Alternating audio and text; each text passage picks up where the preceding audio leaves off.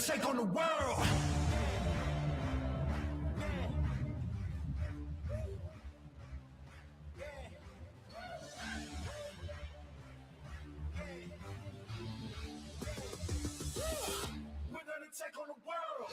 All right, guys. We're back at it again. Third Eye Truth Theorem Podcast.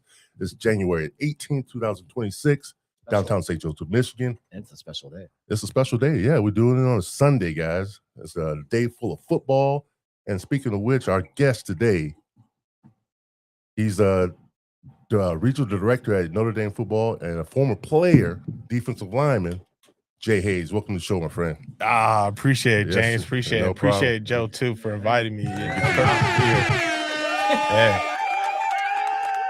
I wish the audience could see the setup, man. It's so cool, man. It feels like a man cave, man. It feels like a true podcast, man. It gives that feeling and so many pictures on the wall that just brings back memories of iconic sports moments. Yes, definitely. That one particularly is my favorite. And this one, they can see everything, but I like to set up myself. So you a Jordan fan? You Jordan LeBron? No. Or you a Bulls fan? Like See, what? I'm 53, so I grew up in the 80s, 90s watching basketball, and that was my favorite eras of watching it. And Jordan, just a young rookie in 84. Yeah. And I was, 11, 12 years old. Yeah. Wow. And he definitely stole the show in my life. And it showed me some great stuff. That's real. So back in the day, is it true that, families had to really rush home to watch Jordan play? Oh, yeah. Because, it's like no DVR. You can't record it. None None of that. VCRs weren't even recording stuff like that yet. So, it was, you had to be there. You knew what time he was playing. You'd be right in front of the TV ready to play. Yeah. I watched him Jordan play a couple times too myself. I never ran to the house to go watch. Oh man, I never left the house when he was playing. See, this is when they had Saturday afternoon basketball, NBA basketball. Yeah, and they showed it on Saturday and Sundays, and you knew what time your favorite team was playing. You'd be right there in front. That's of the when TV. they played. Yeah, that's fire. Yeah. That's back in the day. That's memories. That's when they played. Now it's just about how many scores it can rack up. So I don't watch it anymore. Now guys are spoiled. I stopped watching NBA as well too, but I do have a few favorite players. I will never say that Larry Bird is better than Jordan. I was at Notre Dame tailgate earlier this year. There are people out there that believe Larry Bird is better than Michael Jordan. Now, would you ever say that? No. But here's all right, Eddie V. We're not saying that, Eddie V. Shout out to Eddie V. Larry Bird is not better than Michael Jordan. Mark Guglielmo, he's not better than Jordan. He's not better than LeBron either. You could go there. No. But I found a respect for Larry Bird watching him play. And I hated the Celtics. Yeah. Hated the Celtics because they were good. They had a great team. That 5 starters, they're Hall of Famers. Yeah. They were great. They were great. But Larry Bird had his limits. He was a great player, great trash talker. He had his limits, though. He wasn't as athletic as the rest. Yeah. And that was probably his only weakness. Yeah. Well, you can get the job done. Well, my one question to you guys, if you want to talk about basketball for a minute, is who's better, Stephen Curry or Larry Bird? As far as shooting threes? Shooting threes. I'm saying Stephen Curry. Yeah, I'm a millennial, so I'm going Stephen Curry. I'm not going Larry Bird. I'm a millennial. If you want to go with the stats, man, as far as made threes, Steph Curry, of course. Steph Curry, no doubt. But just that, I don't know, clutch moments, Larry Bird all day. Yeah, you're going Larry. Yeah, he'll tell you where he's going to shoot. I'm going to shoot right there. I'm going to right in your face. I'm going to win the game. Yeah. And he did it. Yeah. He did it.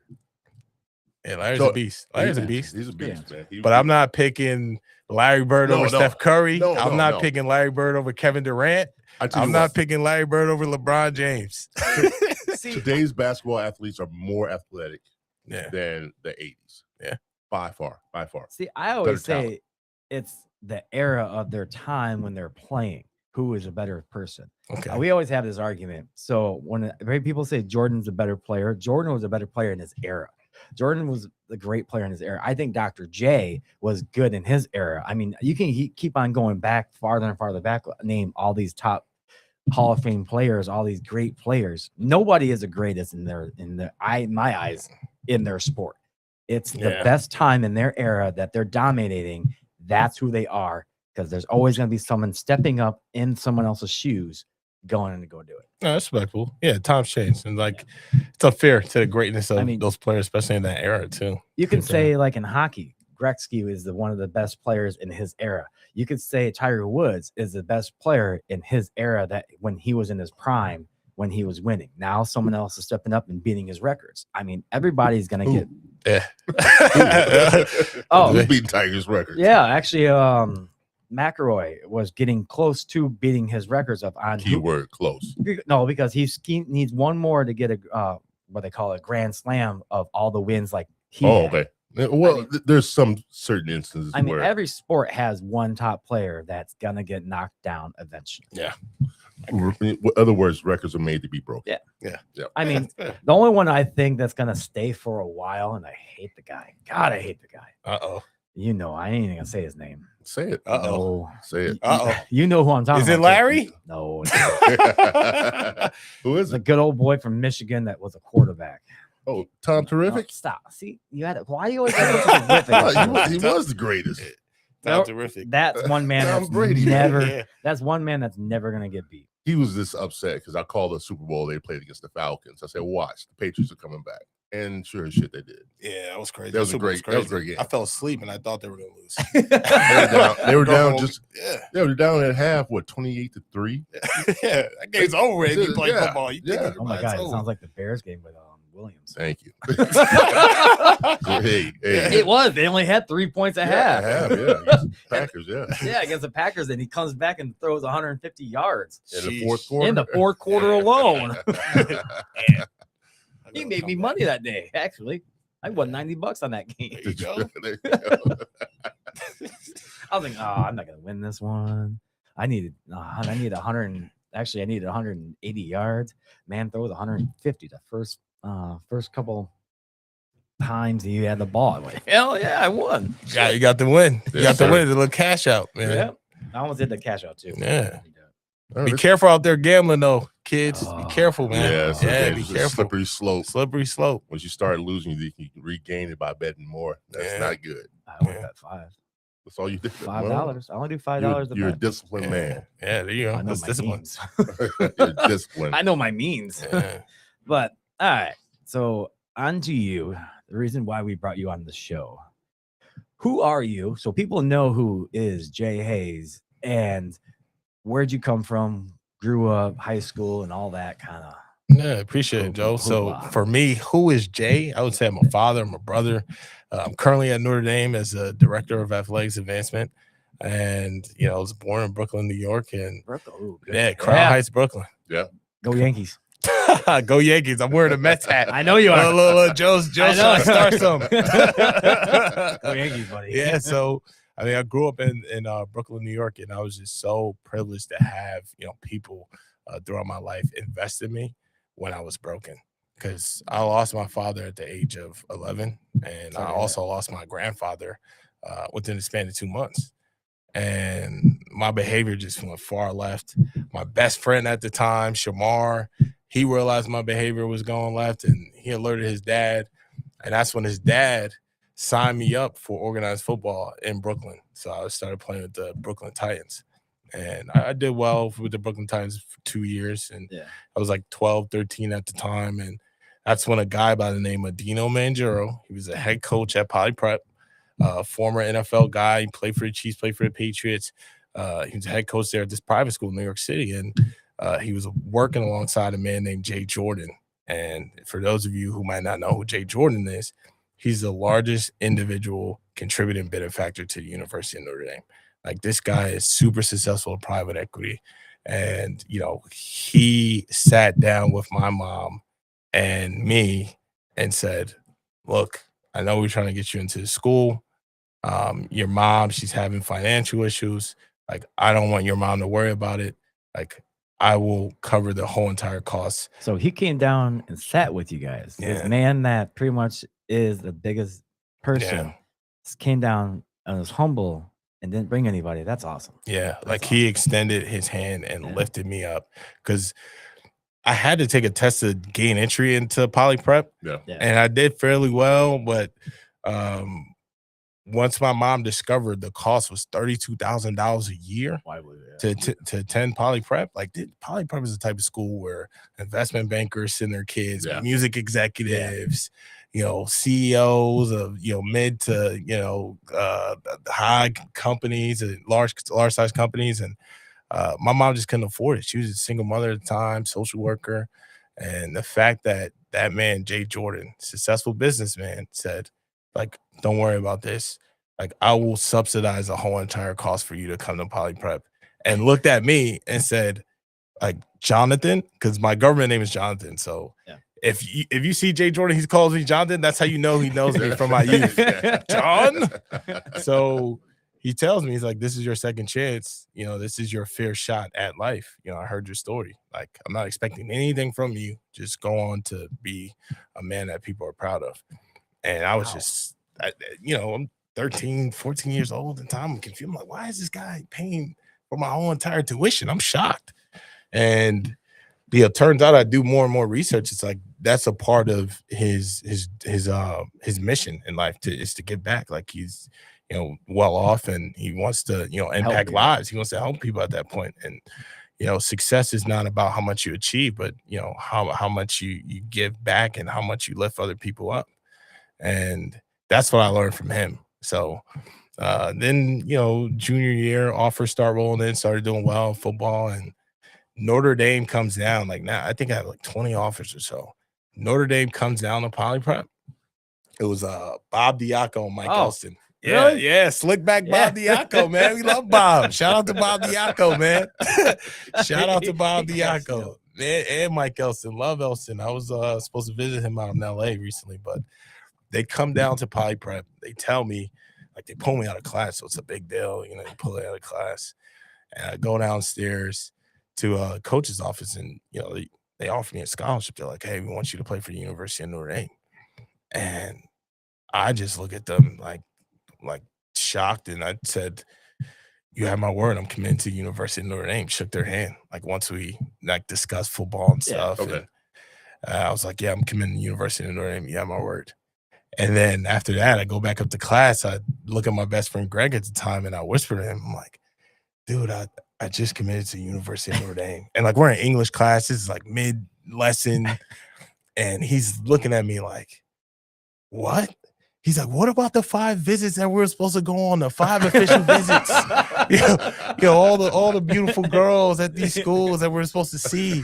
What about the? I'm like, he is a millennial. I'm like, man, like, Greg, I know, but it feels right. Like, I gotta commit to the University of Notre Dame. But that was because I felt as if Notre Dame was a part of my story already. When that man Jay Jordan, who's a former Notre Dame alum too, he decided to extend his hand and lift me up at one of the lowest points of my life. Something came where it was like drawn in the line, and the road's already there, and you had to follow this road that you believed in. And I committed without even visiting. That was the thing. I didn't take any visits. The only visits I took was freshman year, going to UConn, because local Northeast. Going to Rutgers, talking Kyle Flood and those guys. And so, what was the other schools you're thinking about going to if you did? I was thinking about Clemson. I was thinking about going to Clemson because one of my favorite defensive ends played for Clemson growing up. His name was Daquan Bowers. Okay. I don't know why. I just loved Daquan Bowers. Seeing the 93 on him. He had the dread, South Carolina guy. Like that, like I wanted to go to Clemson, different colors. And I was also thinking about Michigan for like a period of time, and then which was a little weird. Yeah, it was a little weird. And then I got past that fate. I chose the right school though, man. I chose the right school though, Joe. So with him doing that, and then these people, did you ever visit the 5 schools with your friend? No. You didn't go to 5 schools? I didn't go to 5 schools. I would have still gone and just say, hey, in my head, I'm thinking, in my head, I already know where I'm going, but I'm going to go visit these schools because I'm going to help my friend out and go have some fun. Yeah, no, and that's interesting because it's easy for someone to think that way when you're getting recruited and you have all these big time schools and you've never really been outside of Brooklyn, New York. But for me, I looked at it more as, like, I gave him that commitment. Like, I'm serious about Notre Dame. If I'm serious and now I'm recruiting other people to come to within our class, our Golden Army 14, why am I going and visiting Michigan Yeah. and balling out and creating controversy? But I feel you, Joe. Joe wants to party. Everybody always Wants to goes. stir up the Yeah, pot. Joe. That's exactly right. Yeah. But everybody also goes to these knowing they already know.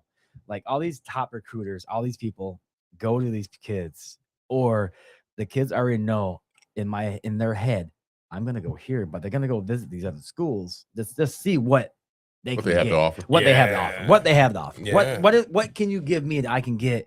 But I'm already knowing in my head who I want to go to. 100%. And I think that's a logical approach, especially if you're just negotiating Yeah. on like value that school will bring you. But when you got recruited, they didn't have what they have now. They didn't have the money that, hey, I can give you now a salary.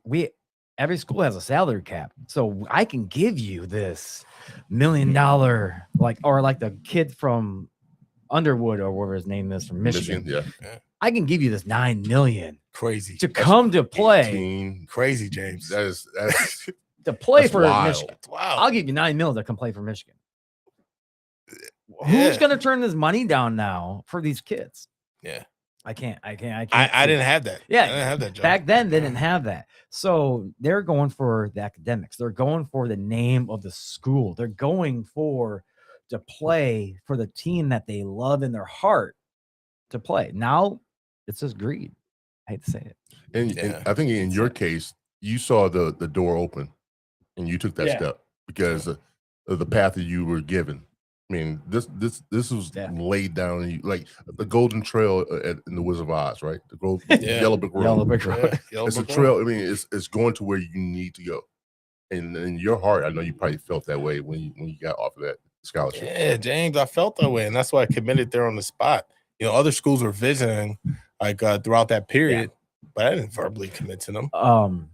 What were you playing? We like position wise, yeah. So at Poly Prep, you're a smaller team. Yeah. I go both ways. So you had the low left tackle in you. Yeah. I was playing left tackle. I was playing some guard, and then I would play defensive tackle and defensive end. So it really tested your stamina. You weren't a running back. I like telling people in Little League I used to be a quarterback. It's hard to verify those Little League records, man. It's hard. Tell you a little quarterback, running back. Yeah. You weren't a running back back then. You I weren't wish. like the bus. Like a bus, man.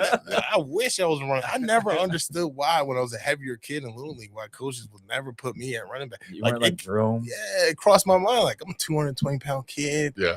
Like, I'm a right tackle. Like, why I'm pulling. Like, why didn't you just put me at running back, run these kids over? I don't know. Now they have these like Skipper from the Lions and that play they did last night with Buffalo where they pass it to a offensive lineman. Yeah. And now they're just shuttling passing it to him. And now he's just plowing right like Perry did, like Fridge. You got to think, man. Like Some the of these Fridge did. offensive linemen are athletic as hell. Yeah. And they can run and catch. Yeah. And it's one defensive an offensive lineman, the right tackle for Chicago Bears. They were showing highlights in this the opening, not the training camp, where he caught this pass. This guy jumped, caught it, and did a spin in the air and landed with grace. Yeah, you will be surprised how athletic these guys are. And you know it already just by seeing them on Sundays, on Saturdays. Some of these guys are freaks of nature. Oh, yeah, definitely. I think one of the scariest players that I played with in terms of like athleticism, power, and strength was at my time at Georgia, Jordan Davis. Like he's on the Eagles now, big nose guard, nose tackle. Yep. I mean, this guy's benching 7 plates on each side. He's out there pushing the center back 15 yards as a young pup. It's like the movie, or where are you taking him? Taking him back to the bus. He had to go. Yeah. With going back to when they recruited you to go to Notre Dame, Yeah. then you were a senior when they recruited you, right? Yeah, I was a junior. Junior? So they started reaching out to me when I was a sophomore. They offered me my junior year. Okay. I committed my junior year. So I was at ease knowing, I'm a junior, SATs are coming up, but I know the college that I'm going to. Notre Dame's going to figure out how to get me in. But like, you got to think the traditional student, like they're having so much pressure in terms of, testing, SATs, application. Like for me, it gave me somewhat of a sense of comfort knowing that, hey, Notre Dame football truly wants me. They're going to do everything possible to get me into the school. And I have to meet them halfway as well, too. Right. Like I'm at a good school. This is poly prep. Like it holds some weight. So I have to do work as well, too. I can't just mess around and just, not do work. But, it gave me a sense of ease knowing that I was committed as a junior. How'd they find you? I think it was this Your highlight coach? tape. No, I went to a camp. So my best friend, Greg, the guy I told you I went to English class with until I committed, he took me to these Billy Chuck Schumann national underclassmen camps. And it was like big back in the day. That's where these coaches would just, source talent from all the camps. And I won MVP at the Northeast camp, and YouTube video of me yelling, screaming. And I was like, Joe, surprisingly, James, I'm telling him, I was playing left tackle at that camp. I was literally playing left tackle, and like I'm kick stepping back, like no one's beating me in this rep, like no one's beating me like at this camp in the Northeast, and I won MVP. And from there, just yelling, madman, crazy. So I guess coaches saw that video and like, we want this guy. Okay. And they realized when I was at Poly Prep, I played both sides of the ball. So now it's almost they as can see both sides. we see you as an offensive lineman. And in another school, they say, we see you as a defensive end. You can come here and play defensive end. So you have that option. Yeah. All right. That makes more sense how they found you then. I'm thinking, how do they find players that are in a private type school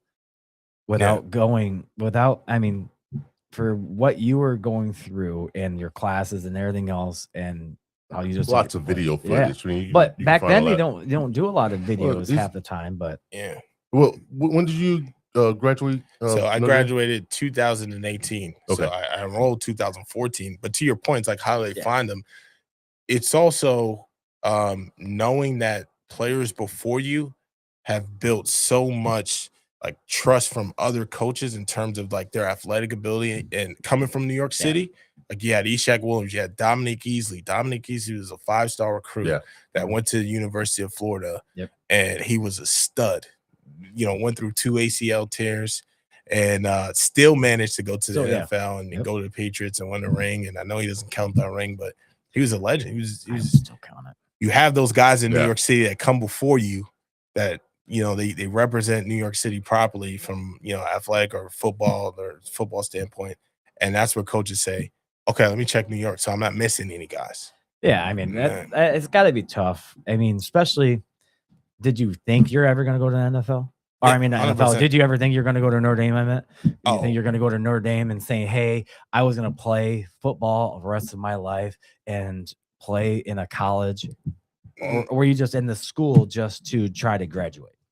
No, so that's a great question. So did I think I was going to go to Notre Dame or any school at all? Yes.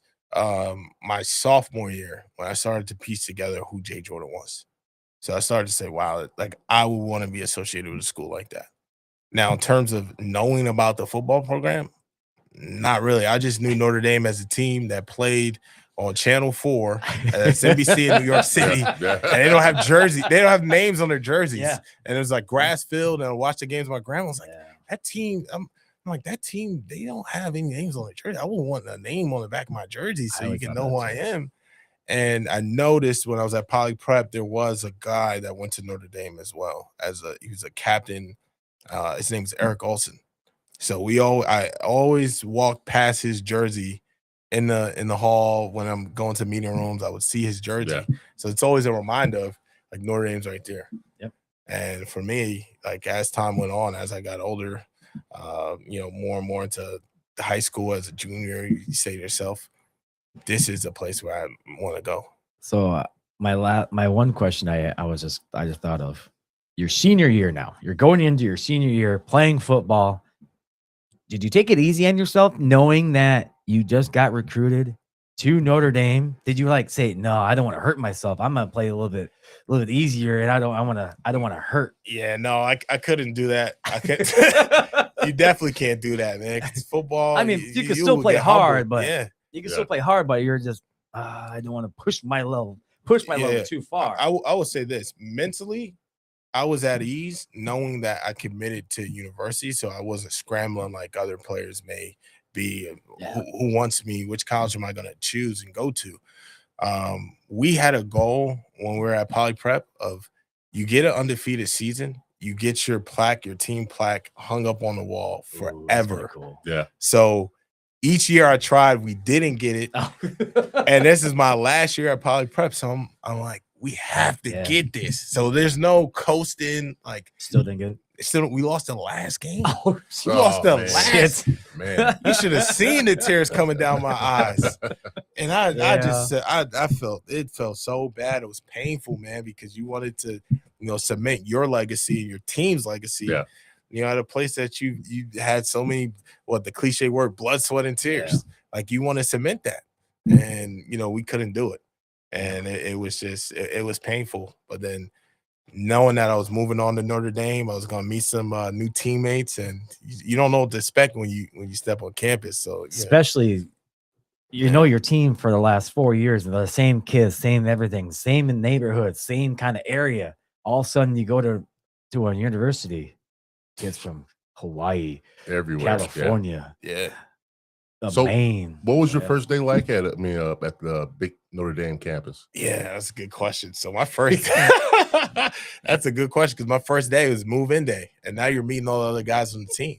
And to your point, you get guys from all over the country, so you got some characters.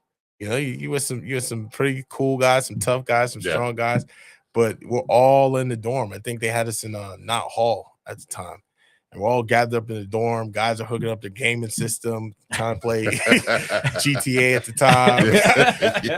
guys are doing little side bets on NBA 2K. Yeah. And then you get to learn about your teammates through, that camaraderie and just being around each other, like who's who and, what type of personality does that guy have? So I think it was a fun time for us all being in the dorm together, just, trash talking to each other. Who took you under the wing as a freshman coming in? Yeah, that's a good question. So Eshaq Williams, he's still like my big brother to this day. He's from New York City. He's from Brooklyn, New York. He was a 5-star recruit. So again, to your point, that gave me a little bit of ease as well to know that I can go there. Jesse Bon Jovi too was he went to my school and he ended up there. So that gave me some comfort as well too. He was there for a while. Yeah, so I had a lot of big brothers on the team. I would say Sheldon Day was instrumental. Really? Sheldon, man, Sheldon, he took me in. Jerron took me in. And that's the difference between Notre Dame. Is like when you're a freshman, you come in the locker room, seniors will talk to you. Seniors will interact with you and engage with you. When you go to other schools, like Ohio State, I've got a good buddy of mine, Terry McLaurin. He tells me, you come there as a freshman, you don't know if you're talking to Braxton Miller. You don't know if you're talking to some of those guys. Like you just don't know. And the way they may treat you. At Notre Dame, it's this culture of we got to lift these young guys up. But for Notre Dame, since everybody knows I'm a diehard Notre Dame fan, but for Notre Dame, it's a culture. I mean, I have friends that went to Michigan, diehard Michigan fans, diehard everything. When they come to Notre Dame, they said that they could feel the aura, they could feel the tradition, they could feel everything that's around Notre Dame in the atmosphere, how they respect one another, how they are in the tradition of every single thing that's out there. They could feel it. And especially coming from a player, you feel the atmosphere, how the people there is a community. Yeah. They're humble. They know that they're there to play. I hate to quote the movie Rudy because half of it was true, half of it wasn't really true. I had to do it. But no, but like you could say in your friends that you played with, you could be a 5-star recruiter and never walk down that tunnel. Yeah. You can get a scholarship, a full ride scholarship, and never walk down that tunnel with your, like they say, with your gold helmet held high, and you'll never have that atmosphere. But you still got the education from Notre Dame. Yeah. And like James, I think that's so important. Like when I look at my journey, just knowing that I made the right choice of a school, because when I left Notre Dame and I got cut from the NFL, it was like, who am I now? Yeah. I'm not a football player. Who am I? And that's where I had to figure that out to say, man, football's not everything. I have to reinvent myself. Yeah. And you grow up, your whole entire life from my father passing away, from football being, my source of healing, a place that I can go and escape and hang out with the guys and win games and feel good and build confidence. And that's stripped away because you had all these dreams of, I want to go to the NFL. I want to go to the second contract. I want to retire mom. I want to get her a house. I want to get her a car. I want to blow all my money on mom. Right. You know, and you lose that. And now what institution do you have to fall back on? And I had Notre Dame, and the people of Notre Dame, that community that you alluded to, like, they are willing to extend their hand and help you, whether it's job opportunities, whether it's facilitating introductions, whether it's just getting your foot in the right door. And I felt that throughout my career. I forgot to ask this question because we went off the subject just a little bit for one thing. When you told your mom that day that you were pretty much signed with Notre Dame your junior year, how did she react to it? She was excited. I told her, you know what I specifically. She was the first one, though. Right? I forgot to ask that question. I was thinking that in my head. She wasn't the first one to know, because you got to think. I told Greg. I told Greg in English class, yo, I just committed to Notre Dame. He's like, man, what about the 5 visits to other schools? But when I got home and told my mom, I said, Mom, guess what? You will never have to pay for me to attend college. It's like, what? I said, you will never, I felt cool. I felt like, a relief. Provided something, relief. Like, because I know the sacrifice my mom had to make. I said, you don't have to pay for me to go to college. I'm committed to the University of Notre Dame. He was so excited. She's my #1 fan. Yeah. I think we had Facebook at the time. She's posting it. You go to church. She they shout you out in church. You can't tell anybody though, Mom. I just posted all of that. Yeah. And the church family, they helped me out as well. So we recently just lost our pastor. So Reverend Clinton and Miller. So rest in peace, rest his soul. He was pivotal too growing up, especially when I lost my father and started having some of those behavioral issues and like turning to the streets. Like, he was one of the guys to step in to say, like, we got to get you on the right path. Like, this is not sustainable. Yeah. And he was like the coolest pastor. Like, he would like play basketball with you, talk about different players, like the banter we had earlier. Right. Yeah. Like, who do you like over this guy? And, he'll know about Jay-Z and certain lyrics. And it was one of those pastors that resonated with you when your mind was already gone all the way in left field, but he had, these topics that could pull you in. And then once he pulls you in, he could try to direct you on the right path. So, like, my mom, again, was a big supporter, and like, she told the church and she told everybody, and that's what mama gonna do. She proud. She proud of her baby. Jan, she proud. Oh yeah. I was curious how she reacted to it and everything else. So yeah, she knew it was my decision. She didn't tell me, oh no, you have to reconsider, you have to go here, this and that. No, she knew it was my decision where I wanted to go. It was far though. Yeah, so that was my next question. How did you handle the distance between home and going to South Bend, Indiana? That's a good question. That's only about what? Because 24 hours? No, that's it's a 10-hour drive. It's a 10-hour drive, but if you're flying, you get there 2-4 hours. Yeah, it's 2 hours. Like, you typically going to do a 2-way, and you really have direct flights from South Bend to New York unless it's in the fall. So she understood it. I think it affected them because I wasn't around my grandma as much, and I grew up with my grandma. So you got to think, I grew up with my grandfather, my mom, my grandmother, and me all in one apartment. In Brooklyn, New York. Yeah. I grew up, we were all together, and I'd see my dad like every 2 weeks. But every time I saw my dad, I was so excited. So we were all together up until 17 years old.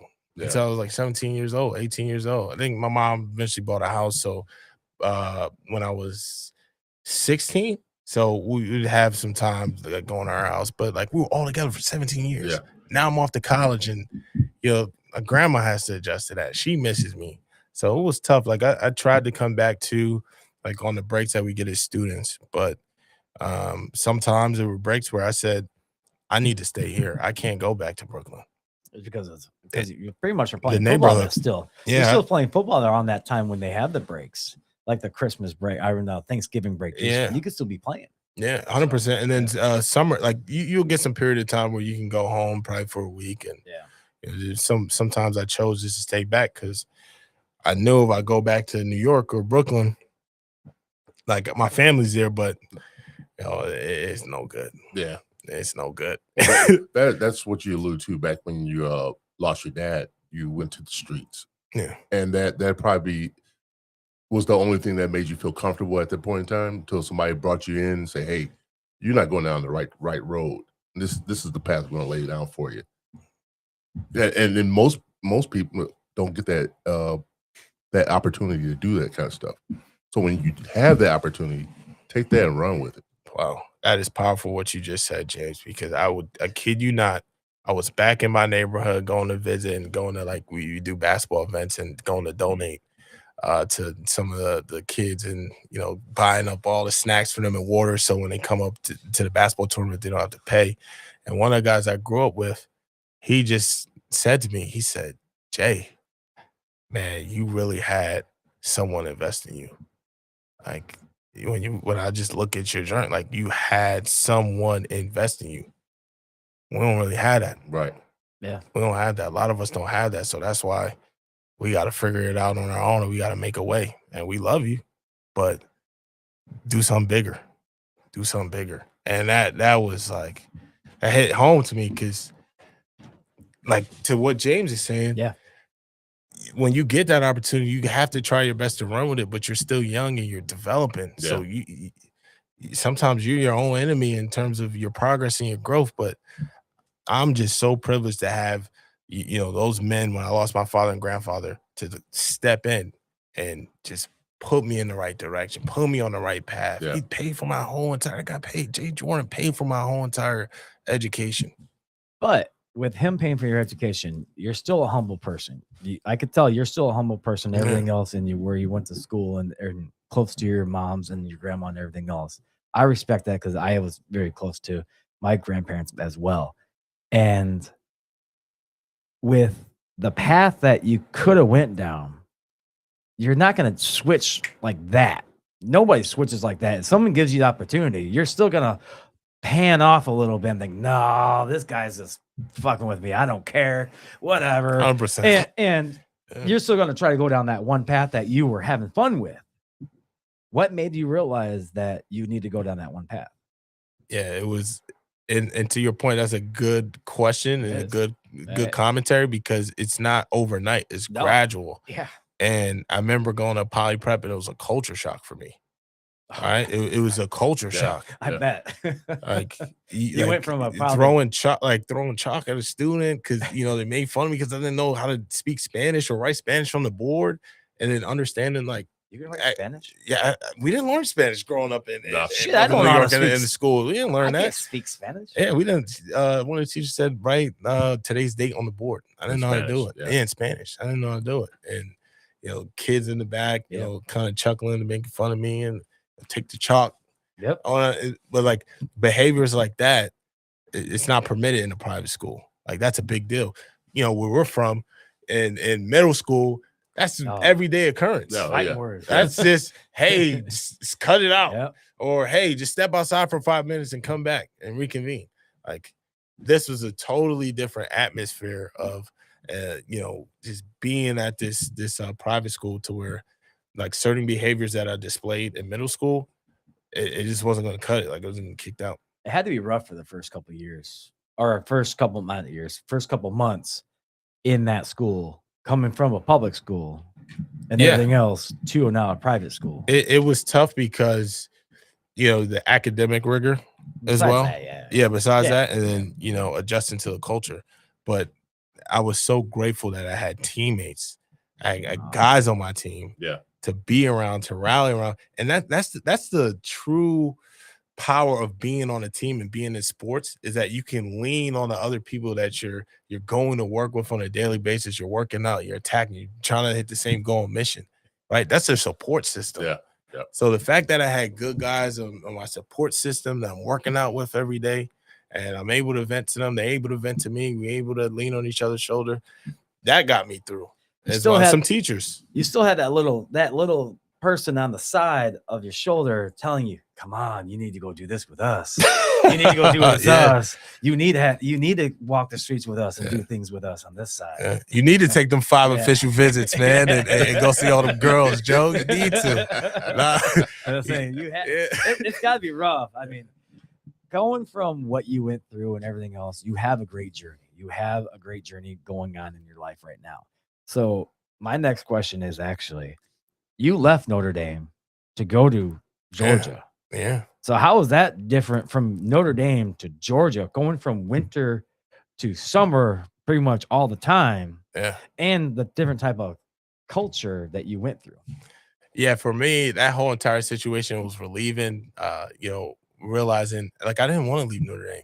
Like I loved Notre Dame. Like I had ebbs and flows in Notre Dame, but it was so tough having to leave.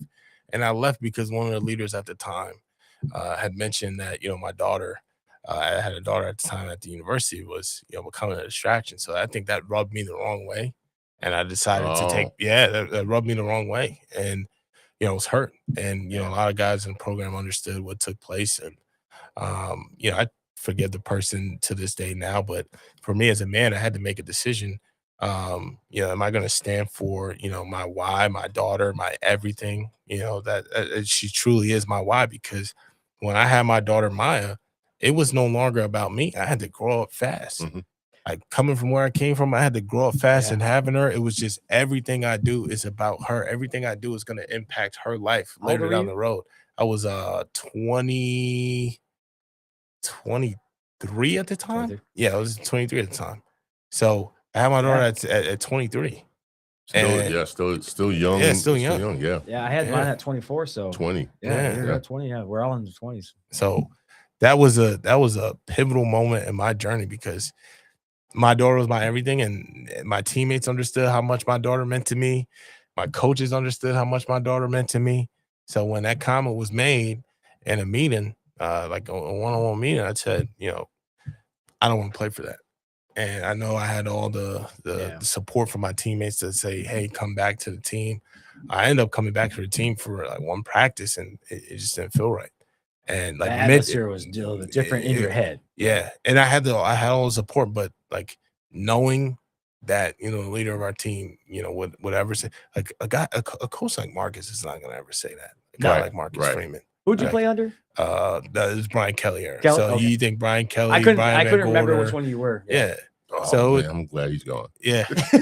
So and we not gonna badmouth BK right now. I mean, but he was a decent coach. I liked him all the way until what he did to every single school. That's the only thing I always say about Bob. That's not only gripe with him. That's the only thing I didn't like. School to school. That's the only thing. Yeah. That's the only thing I didn't like about his era was he did the same thing to every single school. Yeah. So, It's different personalities of coaching too. So he's like more CEO archetype. Yeah. Marcus Freeman is more so open door policy. Come talk to me. Like get it off your chest. Like I'm here for you. so he's a family man. He's a family man. And he's People- a church man. Yeah. And he's family and church man and everything else. So yeah. Man, I think a lot of So- coaches are there family man, but like for me, like my individual journey, like going through that situation of like, the comment that was made, it's like, no, I gotta stand for something. And James, this is where I felt as if I stood for something in my life. I put my foot down. Oh yeah. It's about my daughter. I'm out of there. Yep. So then I go and commit. I go in the portal at the time, and the portal at the time wasn't that popular. Like the portal was It just like started off. it just started off, Yeah. but it was Yeah. low usage. Like there were people in the portal, but it wasn't like glamorized. Oh, I'm It's- hopping in the yeah. portal. Yeah, it's not I'm out of here. It's Free not like it's agency. not like now. Who wants me? Yeah. It wasn't like that. It wasn't like that. It was like you want a fresh start. You want another opportunity. So I go in the portal, commit to OU, and I commit to OU. I loved it when I went down there and knew some people on the team. And then Georgia called, and once I went to Georgia, they gave me an offer that I couldn't refuse. And then I committed to Georgia. Same coach as Georgia? Georgia, we had Kirby Smart, and we had Mel Tucker. Oh, okay.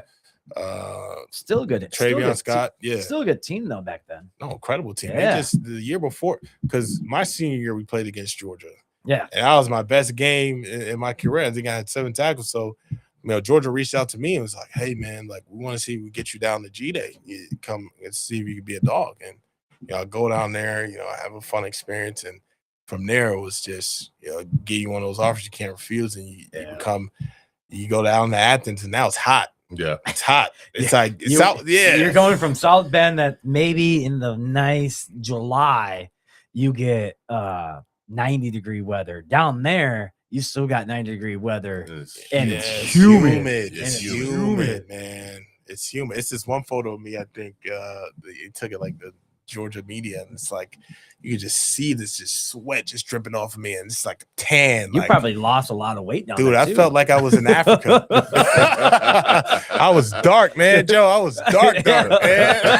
Out there, dark. Yeah, but they got some good food down there in Athens, and I mean, it is a beautiful Southern town. Yeah, it's beautiful, but like, didn't play as much as I wanted to at the University of Georgia. Had an incredible time though. Met incredible teammates, and I was privileged enough to go to the Pittsburgh Steelers after that. Now, people always ask me, which one would you choose, UGA or Notre Dame? I'm picking Notre Dame every time. I'm picking the University of Notre Dame every time because I know how transformative Notre Dame was for me. Yeah. When I got cut from the Pittsburgh Steelers and I got cut from the NFL, and no one else was calling my name. And my agent was like, hang in there. You sending me CFL opportunities. That was around the time, James, they had the XFL. Yeah. That was the first year of the XFL. He's like, look, I got you an XFL opportunity. I said, it's not the NFL. I don't want it. Yeah. And, because you grow up with the dream of going to the NFL and playing at the highest level. And, some people go to CFL route and XFL route and work their way up. But, Canada, I have a daughter. Yeah. I have a daughter. I have to provide for my daughter. And, I had some savings, but it was just, I got to provide for my daughter. So I went to the University of Notre Dame, and Notre Dame always preaches 4 for 40. Let me see what that's about. And now it's 4 for forever. And luckily, I was able to, get access to these incredible, job opportunities to where over the past several years, I've had a career in private equity. I've had a career in finance at BlackRock, and I went into transfer pricing at a startup. So like that is all due to like the power of Notre Dame and the alumni extending their hand and trying to lift you up. I forgot to ask you, what did you go to college for? Oh, I actually went to college. So initially I studied business, Business, and then Notre Dame was kicking my butt. I went typical football player. Hold on, no, hold on, Joe. Hold on, Joe. Look, man, in history. Look, it was like a park recreation sciences. No, and then I actually studied film. So I studied film. So I majored in film because I wanted to be a sports commentator. Yeah. And I'm on a podcast now. You're reigniting that dream of, of if football didn't work out, becoming a sports commentator. So, like, I mean, guys, if you listen to this podcast, man, you should see this room, man. I implore you to come down here, man. Feel the vibe, feel the energy, man. Oh yeah, it's a good spot. So I wanted to get into film, and so I studied film at Notre Dame. But you think, like, how does a film guy get into finance? And it's the power of that Notre Dame network, right? It's a power. Yeah. Like, that's why you choose Notre Dame. The academics, the exposure to the diverse set of people, and then the relationship, the network, man. So you graduated from Notre Dame at all? I mean, with your business degree? Yeah, no, not business. So I majored in film. So I graduated in film. So you graduated in film at Notre Dame. So did you graduate from Georgia? Yeah, it was a master's program, but okay. they said I can come back and finish it, but I guess it's incomplete. So because you got drafted while did you leave the football program from Georgia to go into the draft? Yeah, because that was my grad year. Yeah. Okay. So my grad year, you're there for probably like 4 or 5 months. So you're there 4 or 5 months. It's over. So I studied at Georgia, financial planning and consumer economics. Because at that point, it's like, okay, football's not working out for me. Like, I want to try to break into finance. And, good salaries, lucrative. And, from there, left Georgia. They said, hey, you can come back and finish. And, went on to the Pittsburgh Steelers. And, so got were cut you from a there. walk-on for Pittsburgh Steelers, or did you get undrafted free agent. Yeah. He Still. called it a walk-on, Yeah, man. That's yeah. crazy. It's still drafted though. It's like Still technical third. Yeah, that's crazy though. We love you, Joe. They had walk-ons. Yeah, you're like, yeah, man. I Yeah. walked on to the Yeah. Pittsburgh Steelers like your boy Rudy. Yeah. Rudy No, walked out I- Notre Dame. I was actually All the tryouts today. actually I was thinking Oh, the Mark Wahlberg, Wahlberg the Eagles. yeah. I was thinking that actually. Yeah, I was, watch that thinking movie. that, I was thinking that in my head. And Yeah. did you just walk on and say, hey? Yeah. But, Yeah. but still, I mean, how is it? Because you played under Mike, didn't you? Yeah, Mike Yeah, Tomlin. yeah. Yeah, man, great guy. Man, great You guy. met him in person? and Yeah, everything his else? first ever meeting with the team when we were in mini camp is like listening is a skill. He's not talking about X's and O's. He's talking about listening. He's giving a 15-minute presentation on listening. Listening is a skill, and you can develop that skill. So there's no excuse Mhm. why you can't learn to improve and progress throughout your career or in life. And listening is a part. Like when you start your career and grow your career, you start to understand listening is truly a skill that you can develop, and it's important to listen. Because he just retired, or Yeah, I'll you say- stepped down. You stepped he down. stepped down, retired, or whatever you want Yeah. to call it. That was his 19th year. he had 19. So how long ago did you play underneath him then? That was like 2019. 2019. 2019? Yeah. So wow, Yeah. he was just still in his prime, Yeah. still with the Steelers. So it's like, yeah, 6 years Yeah. ago. Yeah. So he's out now, but I mean, he's had a I- very incredible career Yeah. as They- a head coach. They've Yeah. only had so many head coaches in their lives. I think it was like Four. yeah, Four. I was gonna say Four 4 or of the 5. last- I was gonna say 5, but Last 40 yeah, years. they're the least number of. No, they're longer a than that, franchise. longer No, than that. they're a franchise. No, they're a franchise that has the least number of head coaches. Yes. Oh, wow. So Yeah. for you playing underneath him and Yeah. everything else, dude, that's awesome. Yeah, and That's awesome. it was short, and for me, I was still privileged to just be associated and a part of that organization, because sometimes the dream is not going to always live on. Like it's going to be short lived. And But that how are you dream going was to? Yeah, awesome, though. it was awesome. It was awesome that dream to was hear awesome. from him, to learn how to be a professional. But that stuck with me. If you ask me what did Mike Tomlin say that stuck with you the most, that listen piece. Because if I'm raising money It's for the sticking with me university right now, for man. the University of Notre Dame, it's like part of it is truly having to listen and understand what a benefactor or a family may want. So you played under him. Was Ben still the quarterback then, or no? No. No, Ben's, and he was making his Ben's way out. Yeah. Yeah, I was kind of curious how he was. yeah. He's the youngest man to ever win a Super Bowl. Oh, really? Yeah. Yeah. Oh wow, Yeah. Ben Roethlisberger. 23. Wow, Did- 23. was his- Sheesh. He was Second 20 year, second or Yeah. first year? I think Was it- second year. Second year, yeah. Wow. Second year, youngest man to win a Super I did Bowl. not know that. Wow, Yeah. that's incredible. So Then we it- had Troy in them. Then it went the next age after that is 24. And there's a lot in 24. I think Patrick Mahomes Yeah, Mahomes. was 24, and there's like 2 others, but What, then Tom Terrific wasn't one? 27. Tom Brady, baby. Come on, you can't 27. forget Tom Terrific, Joe. Can't forget him. He wants to. He I wants to. wish I want to. He I wants to, can't. My ex-girlfriend loved the shit out of him. I had to buy a poster for her. Oh, it's crazy. With all the rings like Jordan, because she had a Jordan one. I will never forget this. They had a Jordan. She loves Jordan, so she had Jordan with all his rings, like whatever the pose he was doing in his Yeah. poster. Yeah. And I said, yeah, this, or something like that, yeah, something 2 like on that. one finger. Yeah. and so I said, I'll find you a Tom Brady one. I said, I'll try to find you one, and I'll give it to you whenever I can. So I found one, and I gave it to her for Christmas. And it's then she put it up in the bedroom next to the Jordan. Oh, and that's next crazy. to the. I went. So you had to see I them all. fucking gotta look see at it all it at once, every man. fucking time. At least it wasn't Larry Bird. At least it wasn't Larry Bird, Joe. The I sex already had symbol of Bird. Larry Bird is. I already had Bird up. But man, I had to see Tom and then Jordan next to him. I'm like, Jesus. Yeah. Hey, happy wife, happy life, man. There you go, Yeah. man. Little girlfriend, you Yeah, take care of her. Yeah. There you go. Whatever. Yeah. You didn't like that at I all. didn't like buying it because I bought something that I hate the team. I hate Michigan, and I'm thinking now I gotta buy this. I'm thinking Yeah, I'm it's just, crazy. I'm just pleasing her.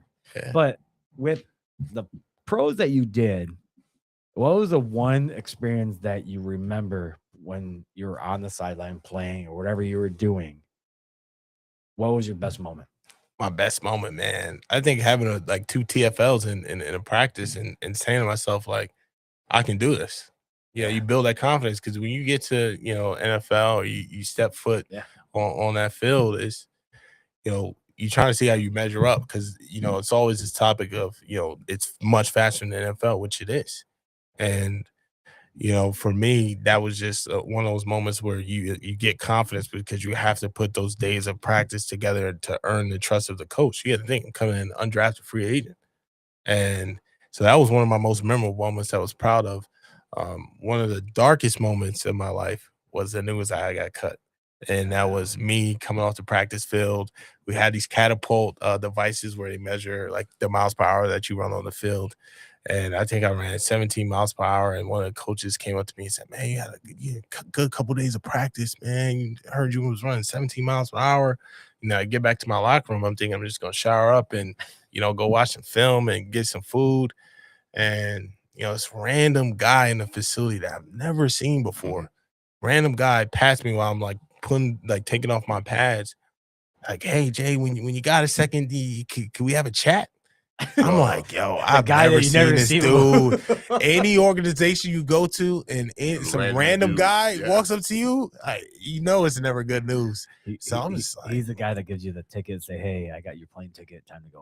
yeah. Party's over, bud. Dream's over. Yeah, so it's crazy. So for me, and I look back at it now and I could find some peace with it because of where I've gone in my career and how much that exact moment has given me the strength to reinvent myself. But when he said that to me, I just started thinking when I was a child, like, man, what is it I want to talk about? Get back to my locker, go upstairs. He's like, all right, yeah, Jay, come follow me. At the time, it was Carl Dunbar, defense line coach. Go to Carl Dunbar, and he lets me know the news. So it wasn't Tomlin; it was your position coach. And from there, I was just in shock and disbelief. Like you think to yourself, is this it? Like you feel empty. And I remember they put together your travel arrangements for you to go back home. So actually which destination you want to go to. So I'm like, I got to go to New York. I got to tell my brother. I got to tell my mom, my grandma, my agent. So I get on a bus and it's like 12 guys on a bus. And probably half of them, like 5 or 6 guys were like tears, like visibly crying. You can hear people in the background calling their girlfriend, telling them, I just got cut. People calling their dad. Yeah. And, some guys talking to their agent, but, one guy banging on the chair because he's pissed. He's upset. And, maybe this was his last shot. And the 5 stages of grief. Yeah, man, it hurt, man. It was painful. It was painful getting cut because you're on the phone with your agent, and I texted my agent because I didn't want to talk, man. I just couldn't process anything. I was just in shock and disbelief. Yeah. And my agent was like, yeah, I know.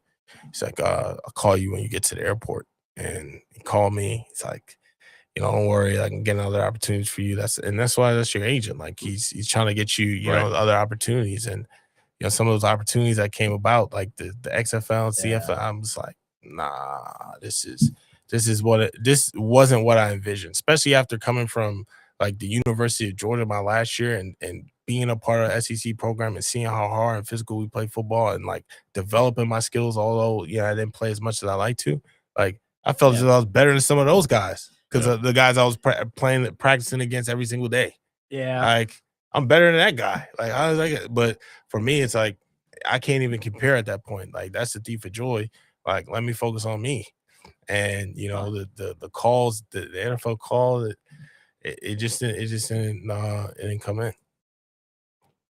You want to do no? Yeah, more. No, it's 9. It's 2:00. Sorry. You said 9. You used to doing yeah, man. Come on, man. You used to do night shows. I used to do 8 o'clock shows. Yeah, we gotta go get some good grub, man. Some good eats. I forgot what time it was. Yeah, we have a good old time, man. Wait, we have another hour. So what? Yep. So we're gonna do top of the hour. All right, guys. If you guys are watching on YouTube, please like, subscribe, hit the bell notification button for more content that we put out every Monday and Wednesday, except today. at 8 p.m. And for more episodes that you can watch every day, join us on YouTube, Third Eye Truth There podcast. You'll see all 146 episodes that we have up so far. Our today's guest is Jay Hayes from Notre Dame, a former Notre Dame player and regional director of Notre Dame football. Guys, we can get back to the show shortly. Joe, get your wine ready? Yeah. All right, let's get down to business. We're coming back. All right, guys. All right. Round 2. So after all that, you got cut and everything else. What was your thought process after that when you finally made it home, told your whole family? What were you thinking? What now? I was still dialed into playing the NFL. You were still determined? Yeah, I was still determined because I'm still working out. I'm still running. How long? How long after that you finally? So for me, it's 2 months. So the season is about to start. Oh, Like the season is about to start. So you got to think teams are finalizing a roster. Yeah. So I'm still training in hopes of getting that call from the NFL. Now it's like I need to go get a job. So what position were you playing when you were with the Steelers? Defensive end. Defensive end. Yeah, Okay. so like you were 3-4 at the time. Okay. So you like big end and Yep. like hybrid, Yeah. go nickel. Yeah. So like 3-4 So end. defensive end, all right. That's what they ran at Georgia, was a 3-4. So they thought Yeah. schematically it'd be a good fit. So it still was a 3-4 team. And so my mindset was like, stay ready. Like stay ready, work out, stay in shape. I might get a call, I might not. My agent's bringing me these CFL and XFL opportunities. I'm telling him no. My guy Matt Marino, man, they're good people, good agency as well too. And All right, I have to stop you for a minute though. For what you're saying, and you denied all these other programs. You know, Kurt Warren came from that era. what era? The CFL era? Yeah. Well, no, I don't got nothing against And- CFL. no, I know For you me, don't it's have like, nothing yeah, against that's it. You have fine, nothing yeah. against it, Yeah. but you didn't want to even go down that line and try to see what you could do there to maybe have people limelight and see how you are playing. No, because when I saw the contract, I said to myself, I can't. I know how physical and violent football is. I'm not playing football for that amount of money. Because you knew, okay. Yeah, I just saw the contract that they put in front of me. All right. Like I wasn't gonna play football for that. Like That makes sense because you getting came to where from, I'm from. you No. came from what you saw and what you already did in the Steelers and everything else. Yeah, You knew your worth. yeah. I knew my worth, and then Yeah. I said to myself, I went to the University of Notre Dame as well. Yeah. So now it was hard to let go of that dream of playing in the NFL. Okay. But at some point, like, you know, my mom told me, it's like, John, I think you're depressed because I'm just working out. That was I'm actually running. that was actually my one of my questions. Did you get depressed after you? 100%. Yeah. 100%. And I think it boils down to mental health because you got to think I'm working out, running, playing a little basketball, still in my neighborhood now, right? I got some money I can send back to, you know, take care of my daughter, but like Where was your I'm daughter at? empty. She was back in South Bend. South Bend, She was back in South Bend. So empty. Like now I'm just thinking to myself, man, like is this gonna work? And I'm not really communicating because I'm a very social guy. I'm not communicating with a lot of people. Like I remember hearing one thing from one of my buddies. Like I overheard him say, he's like, man, that crazy Jay did all that work and it didn't work out. And that hurt me to the core. Like, Damn. you know, hearing that. Imagine hearing that. Now you're hearing shit in the That could be- background. in the background. That's possibly the biggest I don't know, Just rejection or disbelief and not necessarily disbelief, but you know, when people get upset, not upset, but it's just like necessarily something doesn't work out for you. It's like, you know, everything falls down. There's something you worked really hard for. it's a house of cards built Yeah. crumbling That's, down. that's deep, man. It's 100%, Jay. Yeah. You just Yeah. everything just falls apart and nothing else matters. You know you can play football and you know you can do that, but everybody else is like, not so fast. No, we don't think you can.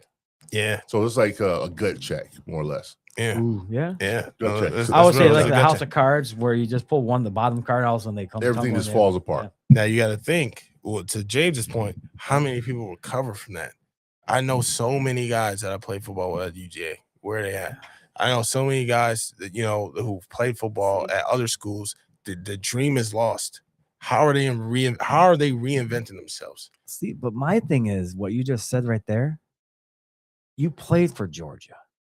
A lot of these kids that are in high school don't get recruited, don't get anything. Their last hoorah is in high school days, and they're still living in the past, and they're still talking about the high school days. They're saying, I remember I threw so many touchdowns to this guy. And I said, how long ago? That was in the 80s. I said, so where'd you go from there? I said, and I was saying, where'd you go from there? I said, that sounds awesome. I said, I didn't get drafted. I didn't get recruited. I get nothing. I said, but still, you're living in that era. That's still awesome. But you and everybody else that does get recruited to go to a major university or even a Class D school. I mean, shit, look at the guy that played for Ole Miss this year. He went to Ferris State. Mm-hmm. He went to a Class D school that never Division II. Oh, sorry. Okay. Yeah. Sorry, but still went to there, got recruited to go and got transferred to Ole Miss. Yeah. And I mean, a program that nobody's ever heard of, no one really watches on TV, and still gets recruited to go. Well, you definitely have to play. Yeah, You but definitely have to play. but You have to perform at a high level. it goes too, back to in what he order was for that to saying. happen. All these guys that are upset and sad that they got cut Dude, and everything it's else. the rejection of. I know, but That's the biggest thing. And he said something about mental health. You realize when men get rejected on a daily basis, whether it's in relationships, a workplace, trying to get a job, trying to buy a house, all those things, that plays a heavy toll on your mental psyche. Yeah. And for him to put all his chips into football and then get cut from Pittsburgh, it weighs heavy on the mind. And that rejection right there alone can make it have you a downward spiral in life. I'll go with this. I'll go with this. I'll do this. What you just said, is it easier? And you can answer this question because you went through it a little bit. Is it easier to go at a younger stage of your life or an older stage of your life? To get rejected. I say easier, younger, because you're more prepared. Like you can be prepared to say, okay, I'm not going to the NFL, so I have to figure college out, or I have to start working immediately. So you figured it out because you went through it when you did get cut, but you did go through it. So you're thinking you should have got it when you're younger. Yeah, no, I wouldn't prefer it if I was young. I wouldn't choose to get that if I was younger, right? I'm not choosing that. I'm happy with my journey. I can't go back and choose that. Your journey is awesome. But I'm saying for those people who realize early their senior year that, man, I'm not going to NFL. Right. Like, I'm not going. Okay, I'm not even going. Hit the books. So they prepare, build those relationships. Prepare for the inevitable is graduation. Yeah. What about you? Older or younger? I would say younger because you can always bounce back from that. I mean, some people can't, but for the most part, you can bounce back for that and still make something for yourself in the future. Yeah. But if you're like, say for instance, you're in the NFL, you tear an ACL or just have a horrible incident where you just injure yourself and you can't come back from that. And you're used to having that, being in that spotlight and making that type of money, but now you can't. So somebody else is taking your spot. Nobody else wants you. That's the harder rejection. 100%. And let's put money into it too. What James is saying. Imagine you're in the NFL, you just blown through all your checks, and you just talented receiver, you just talented, lineman or whatever, and you're blowing through your checks. And now all of a sudden that injury, hampers your trajectory in the NFL, and you just last one more year. And now you're done. You're off that pedestal, and now you have to reinvent yourself. When you were under the impression that I got it made, like this is going to continue on. So you say maybe 6 years down the line, all this happens, right? Yeah. And you didn't think anything about what you're going to do after football. Yeah. So did you get that depressed? So the initial reaction that I had when my mom was like, "Hey, you might be depressed," I was like, "I'm not depressed." Like, the masculine side of you, I'm not depressed. I just don't want to talk. I'm just, focused on getting back to the league. Feel it. Yeah. And I think the behaviors that I showed, you can categorize that as being depressed based on, my baseline personality. Of course, the first stage is denial. Yeah. First stage is denial. It is always denial. Yeah. If you then you reflect. I can make it. But in reality, all the signs are there that something's wrong. and you can't do it. Yeah. And that's the hardest pill to swallow. Hardest. That you can't do it. Because all your life you've been told you can't do it, and you did it. And you got to that point where, hey, I'm here, but now I just got cut from that. So all along, denial will be the first symptom. And if you can't get over that, you won't make it. Yeah. So Yeah. Go ahead, Joe. no, good. You go ahead. No, and that's why I think it's so important. Like, I'm so privileged that I chose Notre Dame, like going back to that, because now when you look at situations where players have to reinvent themselves because their dream is stripped away, Notre Dame has a program called LAN, Life After Notre Dame, to support you I heard about that in those actually, yeah. scenarios. Yeah. To support you in those scenarios where you don't get drafted, you sustain an injury that ends your career. And now you have to figure it out. When you were that guy that was putting all your chips on plan A, you said, forget about plan B. Now you got to reinvent yourself. You're hurt. Football is no longer an option. Like, how are you going to go back into society and build your career with confidence? You have programs like that. Not every institution has that. That's kind of cool. I heard about that. I didn't know if it was really true or not, but I've heard about that where they did have a program like that. Yeah, they do. They Just have a look program at like that. Tony now. Rice. Look at Tony Rice. Yeah. Great football player. Yeah. After football, what did he do? Nothing. He went back to he's still Yeah. in South Bend, right? Yeah. Still doing. He still does stuff. Yeah, still does stuff in South Bend. Yeah. That is a perfect opportunity right there. He Yeah. still makes a little life out of his life to support Notre Dame. Yeah, he was a 100%. great player. Yep. Great player. And you think about the relationships that you build along the way, and like when you're choosing a school, I think now you have to take that in consideration, because now money's involved. Yeah. Money's involved. Yeah. And you're young. You may say, I'm going to school that pays me the most money.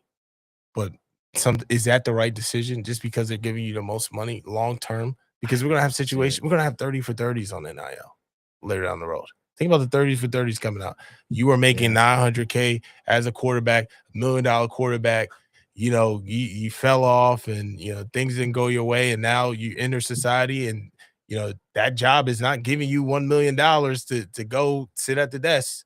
They're not giving you $1 million. Exactly. So now you're coming down from that lifestyle. How are you handling that? How are you able to reinvent yourself? How are you able to accept that? That's the biggest question right there, because now say the kid from Michigan. Yeah. Say for instance, he has a career-ending injury. He has nothing else to fall back on unless he goes to school. Take advantage of that opportunity to get that degree in whatever the case, wherever field he may take it in, and use that to his advantage, because football is not forever. Yeah. Football is not forever. Yeah. But can you really, what you just said, can you really push that in the youth?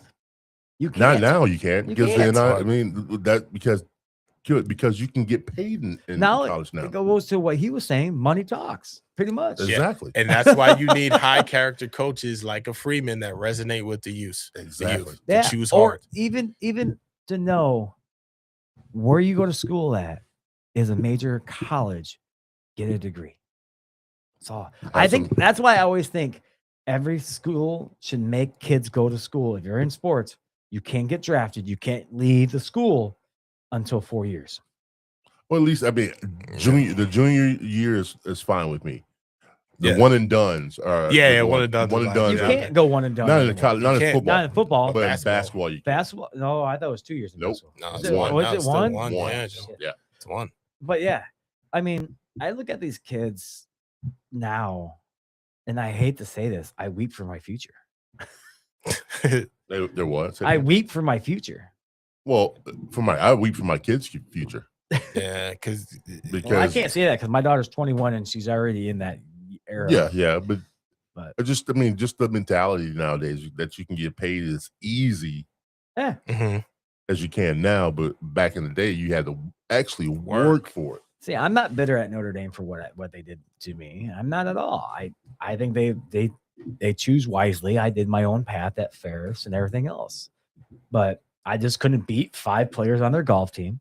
I beat 3, yeah, but Oh, you told me that story. I beat 3 other golf players yeah. to get a full ride. When I only beat 3 of them, can I get a partial? So funny. You I know think what? Can I get a partial? Can I get a partial scholarship? I beat 3 of your Yeah. players, not 2. Sorry, I did not do well against those Yeah. other 2. Those are your top 2 players. Yeah. I'm sorry. There's no possible way I maybe tie them or whatever. But they said no.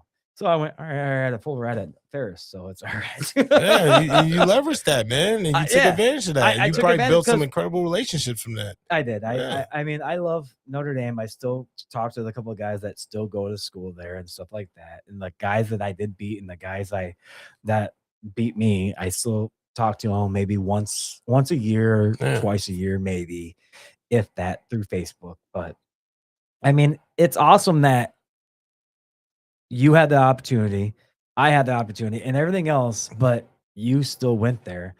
And my dream, actually, since I was a football fan since I was 5, watching it, thinking, I want to walk down this dome, and I want to go with my gold helmet walking in, and I want to go Yeah. through this tunnel. I want to do that, but being only 5'8" and being a safety and a defensive end, I could jump, I could catch the ball. I just Hey, didn't have that. You still part of the family. You're part of the Notre Dame family, Joe. I am. Don't I worry. know. Hey, you still part of the family, brother. So I bought season Yeah. tickets and all my life, but it's just insane that what you guys went through, you guys heartache through. I give you guys credit for everything, and what, even watching that those episodes on Netflix actually about Mm. Notre Dame and the whole tradition, the atmosphere on that was kind of awesome when they were doing those things. And I heard they're doing another season of it, but it's awesome. Yeah. Congrats to them. Yeah, it's special. It's special. Notre Dame truly Notre is Dame a is a special special place. tradition. Yeah, especially when you look at the history of it, because like the history of Notre Dame wasn't always smooth sailing. Like they dealt with financial struggles, they dealt with fires. Yeah. You know, Oh, yeah. they dealt with like illnesses, and they had fundraising issues. And you look at the whole history of Notre Dame, and Yeah. the presidents from Father Sorin to all the presidents that came thereafter, like they all wanted to leave Notre Dame a better place than what they found it. And that's the expectation at Notre Dame. It's the tradition, it's the family, it's the gathering of who they are. So with that concept, what you're going with that, after the football season, you finally realized it was over. How'd you get to Notre Dame? Where you're at now? What do you mean after the football season was over? Since you realized and you didn't get another team and nobody was calling you and you didn't want to go to the other programs, how'd you get to Notre Dame where you're at now? Yeah, no, that's a good question.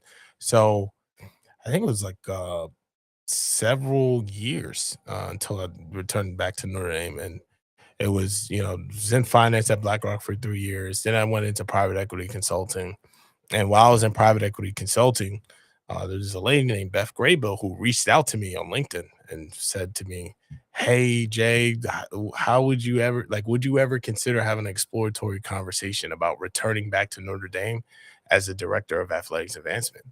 And I was like, "What?" I was like, "I don't even know what that is." And I just said to myself, like, I didn't respond initially, but I said, at a minimum, I owe Notre Dame a response. I should have this conversation because of how transformative Notre Dame was for me in my career when football ended. Like the companies, the institutions I was able to join and be a part of, the projects I was able to work on was just so special, and it accelerated my career because of that Notre Dame brand. And I said, you know what, at a minimum, and I think back to Jay Jordan, how he changed my life. So I said, at a minimum, I owe Notre Dame a conversation to see what this is about. And from there, we had a conversation. They explained to me what the role entails. And What is your role? Director of athletics advancement. So I travel the country. Some people say I wine and dine people that are asking for millions of dollars. Don't buy into that, man. He's like, this is the guy that's jet setting, and he's walking around, he's taking expensive dinners. Don't buy into that. But I raise money and I help families and people who have a deep affinity for Notre Dame find ways to give back in a way that's meaningful. So technically, you're the person that came to you. You are now him. Yeah, that person that came to me. What they're representing, how Jordan was to you. Is Yeah. that his name, right? Yeah, Jordan? Jay Jordan. Yeah, how Jordan was to you, you're doing somewhat what Jay Jordan's doing Yeah. in the outlife of helping other people. This is And full other circle students. moment. It's Yeah, a full full circle. circle. Yeah, moment. how you 100%, are. James. Yeah. 100%. That's what I just got from that. And that's why, like, I truly value the work that I do now, and I take Wow. it serious because I don't want to let students down. I don't want to let military veterans down that we may help. I don't want to let other athletes Yeah. down, because a part of my job is raising money for the university to allow us to be able to fully support these guys from a mental health standpoint, from a nutritional standpoint, and then just even creating programs that like provide opportunity. Right? It's one thing where you can there's schools that you can go to, but there's not a lot of opportunity out there. There's so many smart people. There's not a lot of opportunity. And if we could provide that opportunity and create the support around them so they can thrive in that environment, that's where I feel, proud and I feel as if I'm doing truly meaningful work. You help people that people helped you. Yeah. Pretty much. That's Wow. that's 3 different phases of your life that You got that, didn't you? you know what I mean. Just like from phase 1 when you got introduced to the idea of going to Notre Dame Yeah. or going to your high school, Yeah. right, and finding out this guy was an alumni from Notre Dame. Round 2, getting accepted for a scholarship, Yeah. and then round 3, getting a job at Notre Dame. And coming back. Yeah. That's amazing right there. Yeah. That's And I would say it's like a resurrection. Transformative moment. It's a right resurrection. there. it You're a is. phoenix. Yeah. You're almost like a phoenix. Rising from the ashes. Yeah, rising from the Wow. ashes. Because Wow, that's deep. because you started at your low where you're almost depressed. Notre Dame came out of nowhere. Came up from the ashes, and now where you're at now, you're back at Notre Dame, so you're now a phoenix. No, I truly appreciate those kind words because I am grateful and awesome. I'm privileged to be back at the university to, create an impact. And like, I take it seriously because I know there are people out there who may look at Notre Dame in a certain way and it might not fully understand, the positivity at Notre Dame and the hope that we can offer. And like our president this year is like called on us to be cultivators of hope, like spread hope, like. If you're around someone, the like, new one, right? new one, Father Bob, Bob out, So, be cultivators of hope. And all throughout my life, when I was down, I was broken. And you talk about the 3 phases that we just went through with James. Is like there were so many moments where I lost hope, and there was somebody saying, "Hey, grab my hand, let's go this way." See? There's so many people. I thought about transferring from Notre Dame my sophomore year, because the ebbs and flows of being a student athlete. Sheldon Day. Big brother, hey, stay here. He almost did, yeah. Get your degree, stay here. And then that following year, I became a starter, and it was crazy. Then my senior year, I become a starter, and it's like the ebbs and flows. And I'm just privileged and grateful just to be in a position I am to just take care of my daughter and my family too, man. Like it means so much to me. So with your degree and everything else, how does that fit in what you do now? So I think it fits in terms of like being able to quickly build relationships. And I don't say quickly build relationships in a bad way. It's just like, you learn how to effectively communicate and then you learn how to also listen. So going back to, because of family, like I'm helping them strengthen their philanthropy and find ways to give back to University of Notre Dame so we can, impact, more students and provide opportunity. So for me, you start out your career early. You have to figure out how to critically think. You have to figure out how to present information. You have to figure out how to truly listen and build rapport and trust. Yep. And I think, my whole entire career, just learning that and like operating with speed and precision on like the work that you're supposed to, present and move forward. That was a blessing for me. And I wouldn't be able to go to get into some of those institutions without Notre Dame. Like we're talking about BlackRock. That was the largest financial asset manager in the world at $14 trillion. Yep. And they're turning around valedictorians and all type of people. And they took a chance and a bet on me because I represented my reference well. And it was, Notre Dame community that pulled me in to say, It makes you humble. It makes me humble. 100%. It makes you humble. And any opportunity I have to, help someone out in that same way, like I never hesitate. Like I never hesitate knowing that I know that person will represent the brand and I know they will represent, my word and my backing, appropriately. So It is just Notre Dame has been transformative to me to where it ties into my role now. Of just like I can't even believe this is a job, Joe. Like I'm I'm literally I suck at golf, so you're gonna have to give me golf lessons because some benefactors, some donors, they want to play Yes. golf, and it's like, I know but they do. James, I can't play golf with them. I was like, We're we in get the on the same court boat. though. We We're in the get same on a boat. basketball court. I was with a donor yesterday. We went by the basketball court. We got some shots up. I airball 2 shots. He like, nah, take the jacket off. It's just the jacket. I'm like, nah, I got to get a layup on this one. I can't airball a third one. That's crazy. That's Did crazy. you really airball? Yeah, airball twice. I said, I did tween, threw the shot up, airball. I said, okay, give me another one. Then we were in Duncan Stewart said, shot again, airball. And I was like, oh man. Then he just started laughing. The donor, the guy Andrew starts You laughing. did that on purpose. He's like, man, it's a jacket. It's a jacket. You Jay. did it Take on the jacket purpose. off. Oh, come on. You're an I'm like, man, I'm athletic. not taking the jacket off and miss. So I was like, I got to get a layup. Luckily, the layup went in, so we good. We ended on a nice. You know how to sell well. You know how to sell well. I miss those air balls on purpose. Yeah, man. We having a good, but just grateful, man. Yeah. Grateful. I'm grateful to be here at this podcast, man. This is good energy, man. Good spirit, man. I encourage more people to just stop by, man, share their story because this is amazing, man. Appreciate y'all, man. Thank you. Actually, hearing your story and what you came from and everything else in your life, you could have told a whole different turn. You could have. Yeah. So when you got your job back, and got to go back to Notre Dame, doing what you're doing now, how did your mom take it? She was excited Again? yeah, she was excited again. See, I'm happy to go back to Notre Dame. It was almost as if, oh, my son is moving farther away, but like she's still excited because she understands like how much of a full circle moment it was. Yeah. But Granny and Ma, they're gonna miss you, and that's who you gotta call. Yep. You gotta FaceTime. You put together a group chat and group text, and my grandma's like, "What is this nonsense? This group chat? 2 people texting me like this is new to her. This is crazy, right? This is new to her." FaceTiming and all this stuff. I love sending my grandma memes and stuff. Anything I find funny, I send it to her. We How old both your laugh at grandma? it. She has to be 87. She has to be 87 right now. Yeah, she's still moving and grooving, man. Yeah. She goes to the center. She does a lot of crossover puzzles. Hey, my great grandmother actually lived to be 97. So What? yeah, Wow. she was out there in her garden at 90, hitting. There was a turtle in her garden. She was out there with her Louisville Slugger, cracking the turtle shell, telling get out of the. And she cracked it. Yeah, Joe and James, I feel like when people get that old, they have some type of strategy or ritual that they Yeah. just stick to 5 things that they do and Oh, they yeah. just do it just perfectly. And They it's- do it well. Yeah, too. they do it well. Yeah. if you stop doing what you're doing in a normal day basis and you're just laying around doing nothing, your body gets weak. Your body gets now it's age, and if you're not active and doing something, your body's just gonna die. I hate Yeah. to say it like that. Yeah, you'll definitely stay active. Yeah, you That's- got to stay active, especially in your older age. and you get older. Yeah.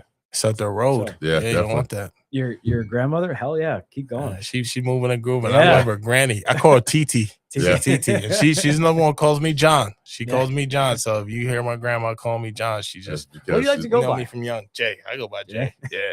How do you get Jay from John? I know it's crazy, right? Poly prep. So Poly prep, man. A freshman year going in there, they had this song at the time, the Get Light song. It's like Oh. you get clapped to the Get Light song Yeah. and do a dance. And it turned from just Jonathan to Jake Hayes, Jake Hayes. And then people were like singing along to it as I guess I'm dancing. So then it just turned into Jay. That's Jay. The first letter of Jonathan yeah, is Jay. yeah. And then from Jay, it turns into J-Y. So what do they call you at Notre Dame? Big Daddy Hayes, man. I'll play. Daddy Hayes. Oh man, You win it, that buddy. man. I'll wait to- Jay's a goat. Jay's a goat. Hey, I got a lot of buttons on this list, man. Wait for the Hey, opportunity. What did they call you? Call me Jay. Did I call you Call Jay? you Jay. They don't call you by Jonathan? Nah, really? they call me John. John. Even when you played football? no Jay. Jay? Yeah, it's Jay. Wow, look at that. Yeah. It stuck all the way through then. Yeah. So now since you're traveling and you're helping people out there in life, what was your best feeling so far helping people? What was the Yeah. one story you could tell? I think the best story I can tell is probably a project that I'm working on right now. Okay. It's going to provide access to, undergraduate military service members. So you think about people in the Marines, you think about people in National Guard, Army, all of those service members. It's going to give them this opportunity to come to the University of Notre Dame. And we got to think about this demographic now. Yeah. They are enlisted. So we're not going after, these officers in the Army that just want to go to grad school and do 2 years and then, go corporate and be executive. We're talking about, these incredible Marines that are like seeing crazy stuff. And they're like 7 to 10 years removed from high school. Like they didn't go to college. Like we're putting together a program to get those guys, once they finish their deployment, to be able to come to the University of Notre Dame and get an education for 4 years, because we know how transformative, that Notre Dame degree can be. So we're trying to put together a program. Me and a guy that lives out in San Francisco. I don't want to disclose his name just yet. Oh, that's fine. But I think it's just so powerful because he was a Marine and his father was a Marine.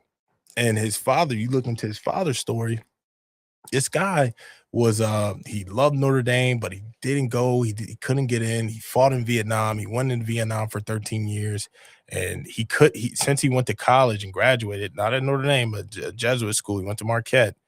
He could have went the officer route, which is like higher rank. Point, yeah. He decided to enlist in the Marines. So he enlisted, which is he made a deliberate choice, which is a harder choice to do. He enlisted, fought for 13 years, Wow. 13 months, came out of the Marines, and then became a public defender. And he became a public defender. Which is one of the hardest jobs in the legal system, because you're defending some of the most run over people. And then from there, he had incredible opportunities to go into private practice, but he turned it down. He turned it down because he still wanted to continue defending the little guy, and he's become the successful attorney, and he inspired his own son. This is where it gets crazy. He inspired his own son to join the Marines. Like his way of leaving combat and reinventing himself, because that's similar to being a student athlete, like we just discussed. Once you leave the military, it's like sometimes you feel as if you're on your own. You have to have that right mental state in your head to do all this stuff, though. After you leave the Marines and everything else, and how many years in combat and everything else. I look at it as going to the military, armed forces, is discipline. You have to be a very strong-willed, strong-minded person to go through that training, and even further than that, going into combat if you have to do that. And coming back from that's a mental challenge on its own. So, in order for you to do that, you have to have yourself mentally focused and ready to go and do these things that you need to do to come back into life. Sometimes it's hard, and with you guys helping them out to get back into life in the the civilian state, that's the hard way to do it. And they still get a degree. You're doing it by yourself too, especially at Notre Dame. And they still get a degree from Notre Dame. Yeah, and you got to think how powerful this is, because there's so many soldiers out there. They see death, and we don't know how they're going to react to it. Yes, some people, they can compartmentalize and say, "All right, this is part of my job, this is part of my duty." Others are like, "Man, this is affecting me, man. The world is like this," and they break down. They break down, and they feel as if no one's there by their side. This program is allowing access and serving as big brothers, serving as that air support when they're stuck in the battle. And the crazy part about this whole entire story is that this guy, I don't want to say his name, but he inspired his son to join the Marines. You call him John. Yeah. So John. You can say a name. He inspired his son to join the Marines, and his son went on to Notre Dame, took out loans, and then went into investment banking, I guess, and went on to the Marines, and then left and came back to investment banking. Now this guy is the co-head of Citibank investment banking. Wow. He's Citibank co-global head of investment banking. Wow. Like, that is a big wig. That is incredible, man. Yeah. That is like, seriously? Yes. Total transformation, yes. Definitely. And he wants to honor his father in this capacity, because his father represented is service over status. Like, to choose to be a public defender, right? To choose to be a public defender where you could have went to private practice and make a lot of money, Yeah. but you want to serve the little guy because you know public defenders are overworked. Oh yeah, definitely. You know, Yeah. and you get a public defender and you just feeling less, man, my case is gonna go downhill, I'm man. screwed no I matter don't- what. I got a public defender. But I'm this screwed. lawyer is fighting till the end for these guys, fighting to Yeah. the end because they don't have the financial means to afford a better attorney, or not a better, but you know, just some justice. Or just get a decent attorney. Yeah, a decent It attorney. costs a lot of money. Yeah, he's providing hope. I tell you what, these public defenders, they have a job that takes a lot of mental fortitude as well, and to be able to handle so many that caseload, it could be from 20 to 30 people in one day that you have trying to get these guys the right justice, I don't so know. to speak. I got Yeah. a lawyer. Well, that's good for you. I got- Joe said, "I got a lawyer. He's I on know. retainer. I'm good. I'm good. I got a couple lawyers for different. I'm things, beating the so- case." I got a couple lawyers for different things. So Yeah. it's all right. That's good. But yeah, that's great that you guys do that. Yeah, That's this is amazing. impactful. It's one of the most impactful projects. So with not just that project that you're working on right there, so you pretty much go around and help the little guy. Yeah, you can say so. So you're pretty much not doing anything that you're with the football team. You're not doing anything with anything else that you were part of Notre Dame beforehand. You're helping Notre Dame and helping everybody else with the little people that helped you Yeah, with the little person that you were back in the day, helping them out. yeah, and I'm also helping out Notre Dame athletics as well Oh, too, look and at raise that. the money for that. He said, "Oh, look at that now. He is helping Now- it." now he's Yeah, coming out. Now it's coming but out. you talk about one of my most inspiring projects to work on with someone. Yeah. It's that, just providing access to those enlisted service members who wouldn't have the ability to attend a highly selective university like Notre Dame. Now, from a football standpoint, we can direct people to NIL, and we can endow coaching positions, and we can raise money for our Rockney Athletics Fund that supports the mental health and the Okay, nutritional and supplemental and strength and conditioning for The our Rock Me football Fund team. is a good fund, yes. Yeah, for our football team. So you Football think team, about the Rock Me Fund, Pete yes. Bavacqua, like he has to lead the charge. Like right now, we're in a wild west in college athletics, right? And you have to have incredible leaders that can navigate those choppy waters, because there's legislation out. Who knows how college athletics is going to take form within the next 2 years? Like, who are the people that are leading your university to steer you in the right direction?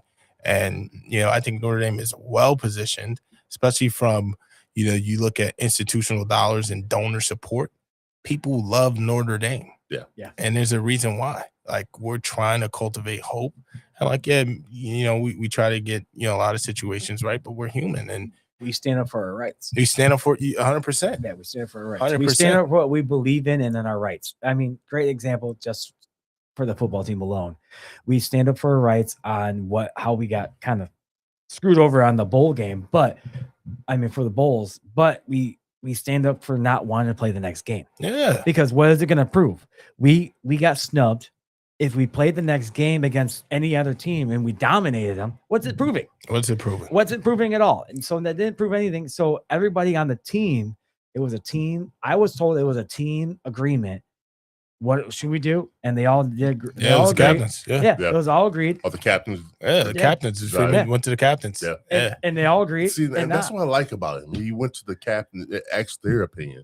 it was a what did team they thing. wanna Yeah. do? Yeah. And then the media is just going to attack Freeman. He's going to I take the know. fall. He's Yeah. not going to. He's not going to have any excuses. He's not going to throw anybody in the bus. And like, Freeman embodies what it means to be a high character coach. And that's what we haven't had a coach like Freeman in a long time. And I think this is a special opportunity for Notre Dame to I hate hold on say to. it. I hate Yeah. to say it. It goes I'm glad way they back. got like him to be Parcells. signed. So Yeah. that was a big Big. part right there. Big, It hasn't been like that 100%. since like Davey, honestly. When Davey stepped up and started doing stuff Yeah. for the teams. I mean, we haven't anybody step up for the team like Marcus does, as Davey did. I mean, we had good coaches in between there. We had great coaches in between there, Lou Holtz and everything else. But and it goes up to step up for the team and team only. Yeah. Davey, it had to be. That's But- good. But That's- that's awesome that he did that. He took the blunt of the negativity that was going to cut the backlash that was coming back for them not playing. You in didn't a you didn't bowl hear game. it was a team. It was a No, team. I didn't hear Okay. initially Yeah. in the beginning, but when I found out that they weren't playing in the bowl game, and I understood why. I understood why immediately. But he took that on the chin. Freeman Yeah. took that on the chin in the media. They Yeah. attacked Freeman. He did. They didn't attack the captains. They attacked No. Freeman. Yeah. He took it on the chin.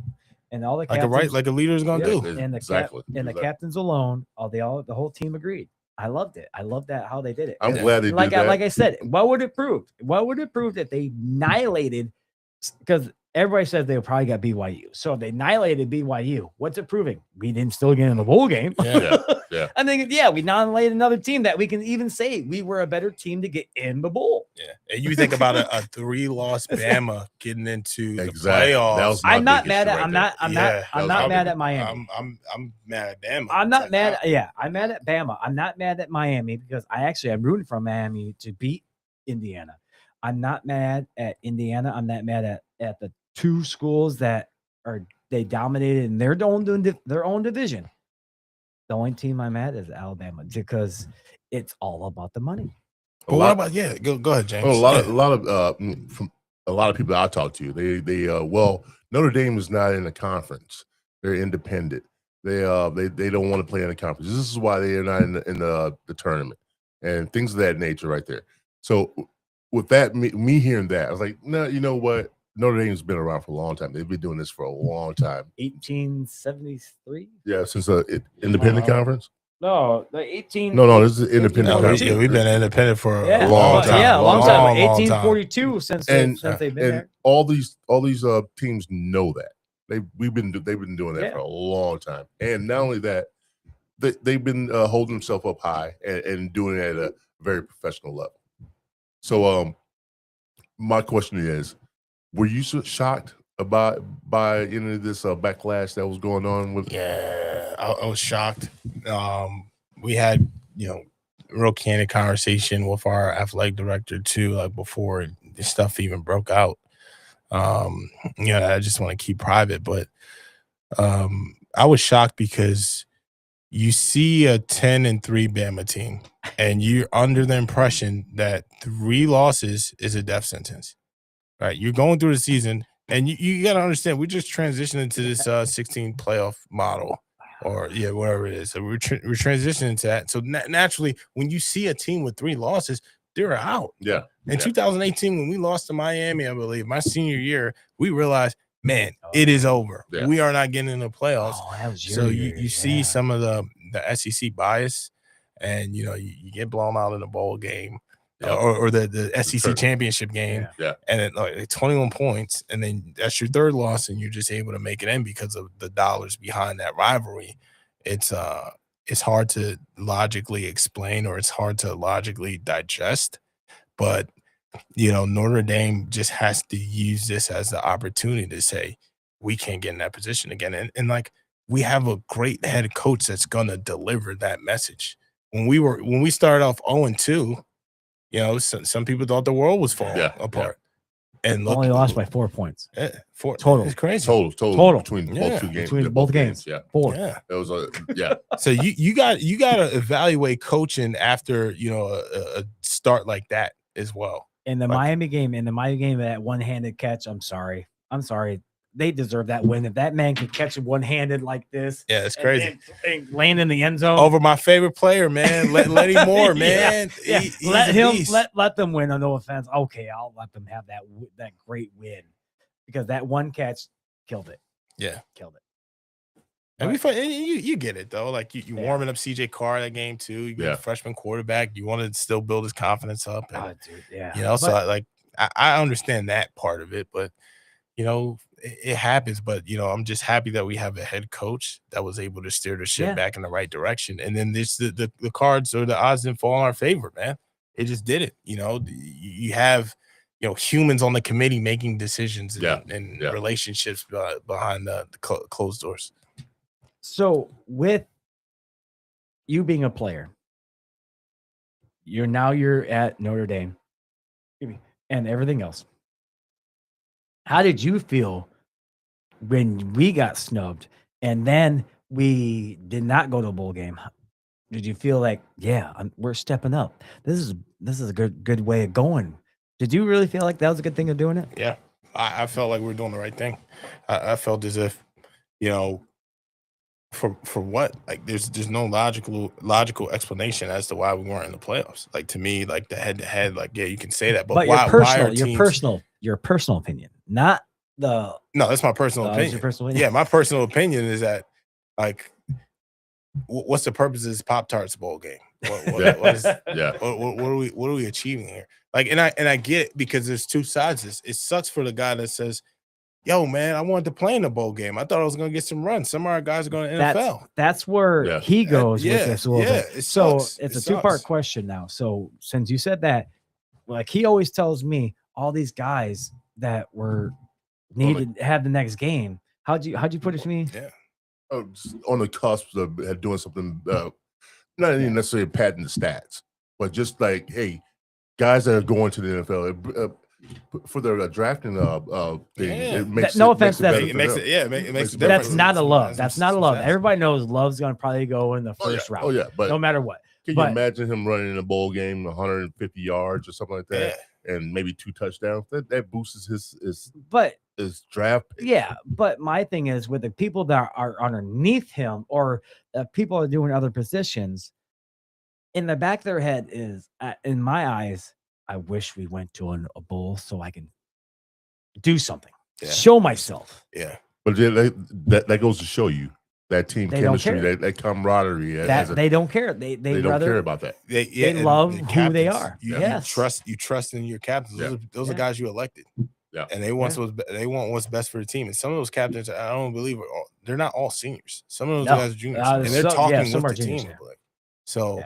That's the decision at the captain's man. But the juniors got another year. Yeah, it's like, you got another year. You want okay? You go to the Pop-Tart Bowl. You get what? A bag of Pop-Tarts and you get a bicycle. Like you got NIL money, bro. Like, you can go buy that at Walmart. Right.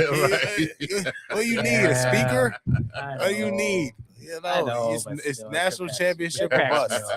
In my eyes, I think they did the right thing. In my eyes, I think the coach is standing out and everything else. It's awesome. Yeah. And everything else. He's top notch. I hate the rumors that he's going to the pros. I read about it all the time because I get all the fucking ads in the world out there. I get annoying. No, it's actually no. More you say it, more you say it, more you get the ads on Facebook and everything else. Oh yeah. Without a doubt. But I hate it. But I get all that, and I'm thinking, I don't care. He's not leaving. He even said, I'm not leaving. Yeah. He's a family man. He's a family man. He's a Lord man and everything else. Yeah. He worships everything that he believes in. He ain't going anywhere until he's ready to go on to the next level. 100%. Yeah, he's not doing it for the money. He's not. And not only that, he can make the money if he went to any other place. He's doing it to build young men. Yeah. The NFL stands for not for long, and it's truly that. If he screws up in any way, he's done. See, my eyes, has to start all over from the bottom. My eyes, Nick Saban was the smartest man in the world because he left the pros and went to college. Dark of night. And went to college. He was the Atlanta coach, and then he was the Alabama coach next week. Alabama coach, and he stayed there. This is my field right here. This is where I'm staying right here. And he made bank. Yeah, he made bank. And he got out at the right time. Yeah. He got out when it was like, But look at all the coaches that were in the Final Four for the college football program. The Final Four was under him. Yeah. And I love how Pat coaches that were under was under. I love how Pat McAfee said to him on game day one day. I think it was the day of the Florida game. Why didn't they not find a coach that was underneath you to find to replace you? They brought the dude from Washington, I think. And they brought the guy from Washington. I said, why didn't they find a coach that coached underneath you to bring in back to Alabama? Yeah, it's smart. His culture tree, like you look at his culture tree, it's incredible. And Nick Saban went like this. Oh. It's massive. It's massive. Yeah. Over the years, he's created a lot of good coordinators. He's got defensive four. analysts. Dan Lannon. Yeah. You had Mel, who turned around Colorado before Dion, and went to Who's LSU. the Texas coach? He coached under him. I know I can't even starts with the S. Sarkisian. Yeah, Sarkisian. yeah. Were you playing for? Did you go against Alabama in that game, or were you a year before that? Yeah, we went against Alabama. Because it you was were the a national SEC championship game? No, we weren't in the national. That was the year before. That was the year before. Okay. Yeah, that was the year before. And then they lost in the national. I know. championship. Tell But me then about it. the year. That was a sore. That's a sore subject. I was at home. I Tell had me tickets to about that game, and I didn't go.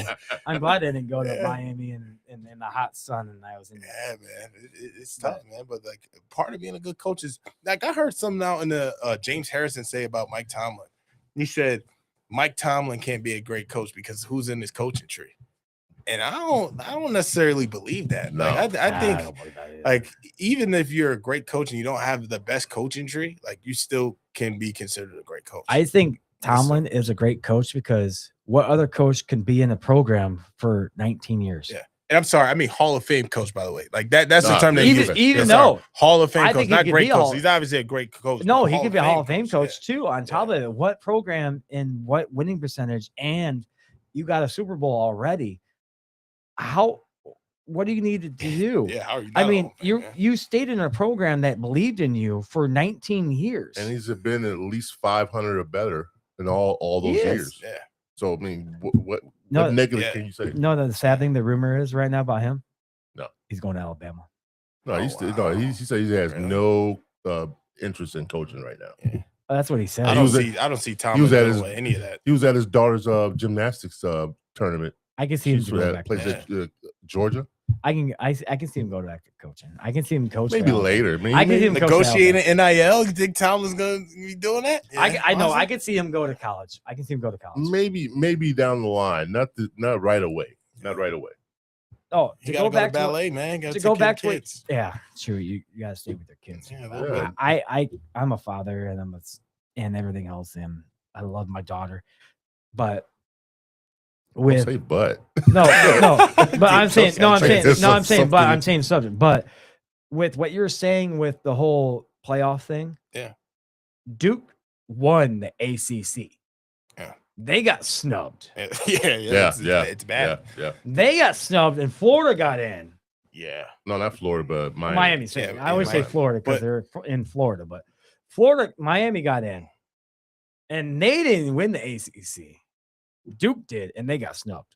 Yeah, I think the process of selecting teams to go into And the it shows it's all playoffs, about money. It needs to be reevaluated. Because how everybody else here knows, you're in the playoffs, you get money if in your own little line, every single conference gets 10 mil, Yeah, cut that.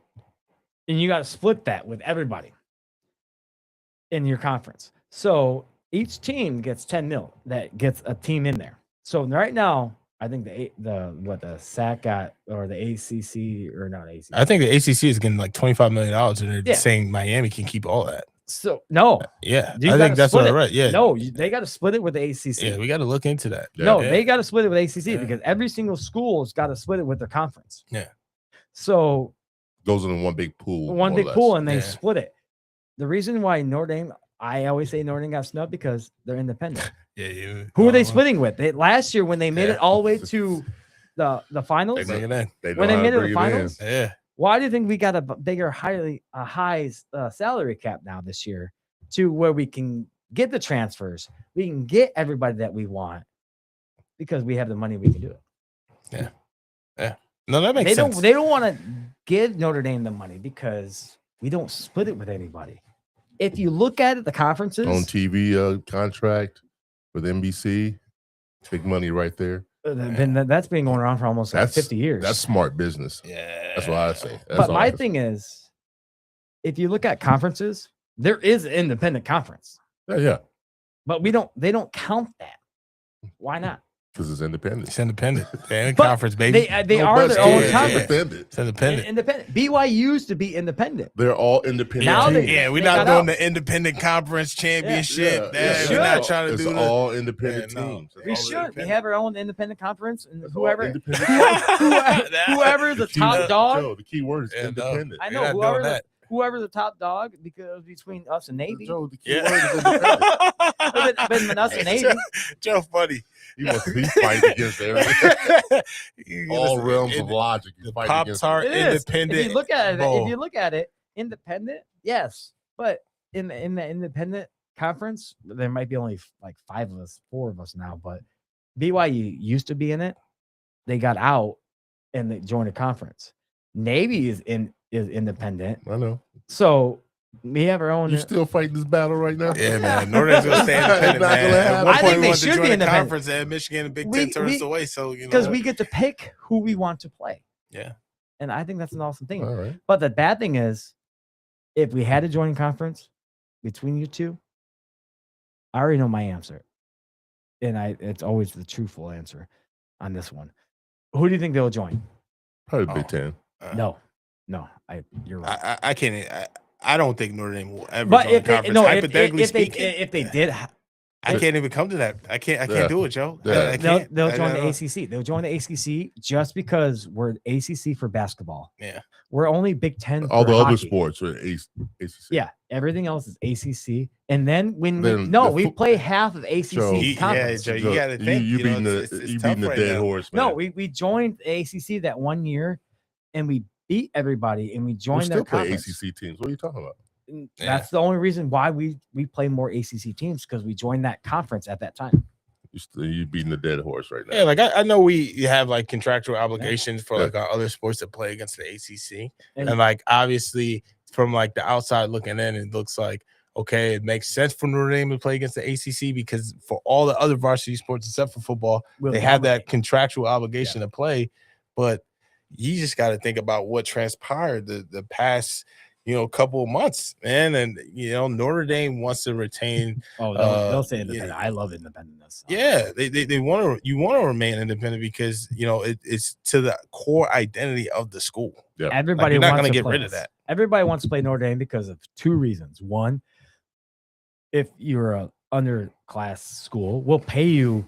I hate to say, All the I'll- schools I'll- get paid no, that no, way. no. I'll say it like this because I'm always better on when we lost against Marshall. We paid $2 million for Marshall to come in and kick her ass. I can say that. I can say that because and- it's true. and that's what comes with it. But But if I feel like if It's a lot awesome of that we- institutions have the opportunity to be independent, they would do it. It's a deep Yes. financial responsibility to remain independent. You're flying coast to coast. You're not just a specific region. The upkeep. You're not getting support from the conference and giving you money in a cut of that. Like you have to be strategic when you're independent to keep and to also stay relevant. To figure out a way to stay relevant as an independent team. Like that's not easy to do. You start taking other teams from the ACC, Big Ten, SEC, and tell them go independent and figure out a way to stay relevant. Figure out how to be on TV every Saturday. Figure out how to be on TV every Saturday without the SEC network. what year? Or the Big Ten network. Yeah, or without the any- Big Ten or network. any conference. Figure it out. What year did you play? 2014, 2018. He said, "Oh, No, because that goes back to my. So, did you get to play in the Michigan State game when they were here at? yeah, when yeah. they We're at played East at Notre Lansing. Dame? No. They were at Notre Dame that year because they spiked our flag. Oh yeah, 2016, I believe. That no, was 15. 15. Yeah, it was 15. That's the day I got married. Oh, That was the wow. year I got married. So when did we play? So 2017 to 18, we played them in East Lansing. Yes. I meant 15. We played them in 15. I remember playing against them in 16. 15, they spiked the flag in the field. Wow. That's the only reason I remember. What it, 'cause what that was- record did we go that year? 4-8. No. Oh. Yeah. Yeah. Yeah, it had to be the 4-8 season. Yeah, it was a yeah. 4-8 So it was like 2015 to 16. Yeah. Or Was 2016. that the year you played? That was my junior year. Your junior year? Yeah. The funny thing is, I was going to ask you, were you on the sideline for that year No, I was playing. that you were playing? Yeah, I was playing. I was Yeah, playing you against started- somebody. you Yeah, started started. that. You I was started. starting, but Yeah. I sustained an injury in training camp to where Once I like had a high ankle sprain, I lost my starting spot. So now it's just like Yeah. second string. And then we went 4-8 and let go of our defensive coordinator.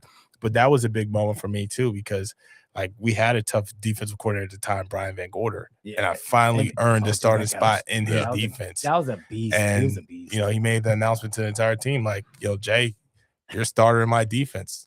And he's like, you're no longer young. You're no longer young. You know, he's a rough one. He's an old school coach. Yeah, He's he old was. school. He was. Yeah, I remember that year because that's because my wedding. But I remember that year because it was a phenomenal year, and I told him last week about how I let my wedding reception go longer. Who does that? First of all, get married on a football game day. Like I knew a year in advance. You knew what day it was. Oh, dude, I was. So You knew it was football season. Did we win that game? No, we lost that game. Yeah, we lost, man. They spiked the flag on our field. Yeah, that's crazy, man. That's not the only On time the they wedding did it. day, man. That's the only time they That was did the day that I I got. apologize, I Joe, know, man. that Sorry, was- bud. Sorry, bro. They On behalf of spiked the team. No, the funny thing is they spiked the flag and everything else. But my other questions are, I noticed on your Facebook page that you met Larry. Yeah, like Fitzgerald. yeah. How is he really that all happy-go-lucky man that he always presumes himself and everything else? Yeah, I think so. I think he's just happy to be Dude, on dude, campus, and you know, his dude, son's considering going to Notre Dame. Yeah, I know that's an awesome feeling. And you know, I finished just giving a presentation to a lot of recruits there. And, Wait a you know, minute. saw Larry Larry. Fitzgerald's son is Yeah, Okay. he's considering Yeah, going to the University of Notre he's Dame. thinking man. about it, yeah. And the crazy part about And his the funny thing, decision- he's not yeah. a wide receiver though. No, Um, I think he's a DB. yeah, He's either he's DB or wide receiver. But the background as to why he chose his son to go to University of Notre Dame is not because of X's and O's. It's because of like our Department of Player Development, like the character formation, the financial literacy part about it. Of you get your NIL money, we're teaching you about financial literacy. That's awesome, right there. Yeah. That's awesome because young kids of that age getting that type of money. but you're that- also going on your dad's Yeah. legacy. Yeah. And no, going bit off of that. nepotism in No, it. they're going off of that. My eyes is going off your dad's legacy, like the Admiral's son, Robinson. Oh yeah, Corey Robinson. Yeah, Yeah, Corey. Yeah.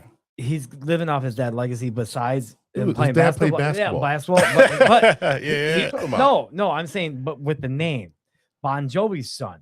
Yeah. But you're still living off the name of who your dad You is. still got to play football. Yeah.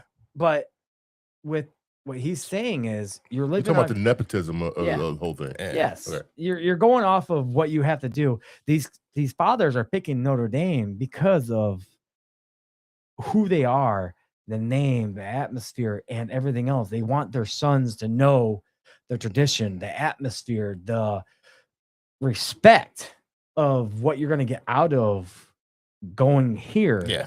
than everybody else. Yeah. Everybody else can say, yeah, you're Bon Jovi's son. Dude, you're gonna party Yeah, like yeah. a fucking rock star, like your Yeah, dad. he's not even And, like and that. he's not the like most that at humble all. Kid ever. Yeah, Humble, he fun. never went out to bars that much. No, at all. he went out. He went out, but no one knew who he was. Yeah, Jesse's a man, and Yeah. Jesse was like just humble. Could always talk to Jesse. Could always text him. Oh, he yeah. always he I met him a transparent, couple it's times fun. at linebackers. Yeah, always have a good time, Yes. and like he doesn't rub that in people's Nope. face. He's just No one he knew. treats you as a human. The funny thing is, if you said I'm John Bobby's John son, and the people looked at him, no, you're not. Stop. If you got them back to back and Yeah. you Googled it or whatever, yeah, you might see the pictures of it. But if you didn't, Similarities. if you just said it, Yeah, no. Jesse is the man, though, Yeah. man. Great dude, great. 'Cause He you know, was. you can have Yes. that personality where they're just using their father's name, or like, oh, I'm Michael Yeah. Jordan's son. Oh, I'm LeBron's son. Oh, Yeah. this is you should respect me. Like, no, it's No. none of You that. have to when you earn come that. to Notre Dame. You You have got to to earn earn it. that. Like, Yep. they got to set their own path. Like, they may have pressure of living up to their dad's legacy and doing something meaningful in sports, but they still have to set their own path, and And- like they're determined to do that as well. And it still goes. Doesn't matter who you are and who your dad is. You still gotta get your spot. You still gotta earn your spot. Yeah. You still gotta respect your spot and still be on that sideline. Yeah, I think 100% is like it's more so of like going back to the question of like seeing Larry Fitzgerald on campus and Yeah. how was he? Yeah, he's happy. He's excited. His son is about to go to the University of Notre Dame. It is powerful. Yeah. His son is about to partake in the mission. His son is about to build meaningful relationships. Like, as a father, obviously you're going to be on campus walking around proud. His son has Marcus Freeman as his head coach.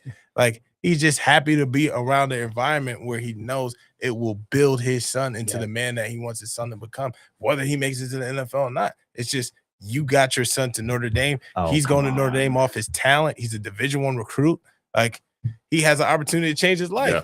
Like, as a dad, knowing you're proud, who especially as a black dad. It's like, you're just proud. knowing who your dad is, that's- you're that's- not going to get on your own name in the NFL. Dude, you have to make your way. Yeah. You have to make your way. Nothing's given to you. The only person that was really mad that transferred out of Notre Dame, Urlacher. He went to USC. No, that's okay. Yeah. That's okay. And now we're not. Maybe oh, he I like chose that his- answer, James. I like that's okay. He chose his path. so here's my question to you, because you're a diehard and you played. How does it feel for you to lose not playing USC anymore, not playing Michigan State, not playing Michigan, not playing all these schools that were traditionally used to be playing anymore because of the whole conference, the whole scenario of scheduling? You know, How's it's that tough. make you feel for being an ex-player and being everything else? It's tough. It's tough because you look back at those games and you understand That's how what- yeah. important that rivalry is, and you get up for those games because you truly don't like USC, and you understand, the commitment from all the other guys that play with you on how much you want to beat that team, how much you want to beat them Yep. down, and like that's a rivalry that adds to the identity of a school that just makes the story even special. And to lose that, it's devastating because that brings people together. Like, those games are the games where everyone wants to go to. Everyone wants to, display their competitiveness and saying, we're going to beat this team. We're going to band together and beat this team. And you lose that. And I think, Keyshawn Johnson was a former receiver for USC, and I think he put it together well. He's a USC alum, All-American receiver. He's like, what are we doing? Why are we getting rid of this? Yeah. Because they look forward to it as well. Yeah. Like, those are the games where, you're fighting for everything. I think that's almost the biggest moneymaker for both schools on top of it. Why would you not want to fight for it? Yeah. Well, remember the conferences Yeah. play a big part of it. I mean, Pac-12 breaking down, and then all their teams are going out different conferences. Yeah. USC's in the Big Ten. Oregon. UCLA, and who was the other one? Washington. Yeah. Conference realignment has a lot to do with it Yeah. as well too. And then, is it beneficial for you to schedule Notre Dame on your roster?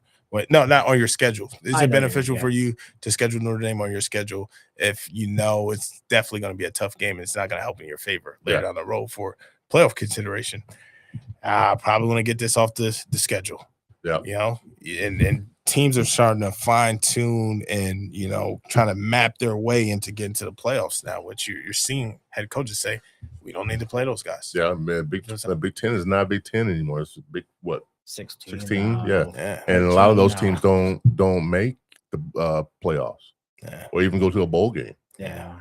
It's insane. I'm still shocked that Western is what conference is it in? The WAC, I think. Yeah. Whack. I'm Or shocked. Maybe Matt- CUSA. Does Yeah, that still Matt- exist? I'm I don't know. shocked that Matt- conference. Matt I'm shocked conference. that conference is still around. Oh, it's still there. It's I not know, a big but conference. support- though. I know, Yeah, but all the yeah. conferences out there, that one's still there. They got supporters. They got Yeah, supporters. They got some supporters, diehard fans out Oh, there, yeah. man. Yeah. I know, but it's amazing. All these conferences that we have. I'm shocked that Be football- careful what you wish for. Because football- those conferences, they're all dwindle too. No, And football. everybody do all like power conferences. I'm shocked football's not coming into March Madness. Like I said, be careful what you ask for. Careful. Yeah, you have 64 teams before you know it, and 2 play-in teams. We start in November. Playing for 2 months straight. We start in November in the man, conference. CTE, man, you got to pay attention to that as well too, man. Get these guys hurt, Joe. We Yeah. start in Oh. November in the whole conference. Yeah, Yeah, in man. the Whole January. playoffs. And we end in January. Done. All right, guys. I got my question is got Yeah. two professional games tonight. First one is was it Oh, we didn't. Pittsburgh Patriots and then Texans? Yeah. Who do you pick? I'm picking Patriots because Texans is a Southern team. They're going to the cold. They're going to Massachusetts. You know, teams in the cold bullshit. usually fold. And I'm trusting the Pats today, especially since I was with my guy Andrew, was a donor yesterday. He's going to the Pats game. He's a Yeah. Pats fan. Oh So yeah. I'm riding with my guy Andrew, man. Andrew. Joe? Drew. No, What do you sorry, got? Texas all the way because one reason, Strohs.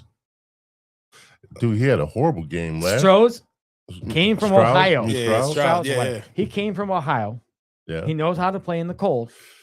He Okay. didn't do that well against Pittsburgh. Well, Pittsburgh was actually They played in the also, cold. No, Yeah. they're also they played in the cold. they are also rushing his ass. They played Yeah. in the cold. and they have a different offensive line for New Even England. though they lost, but they Yeah. still played in the cold. But I would say yes. Texans? Nope.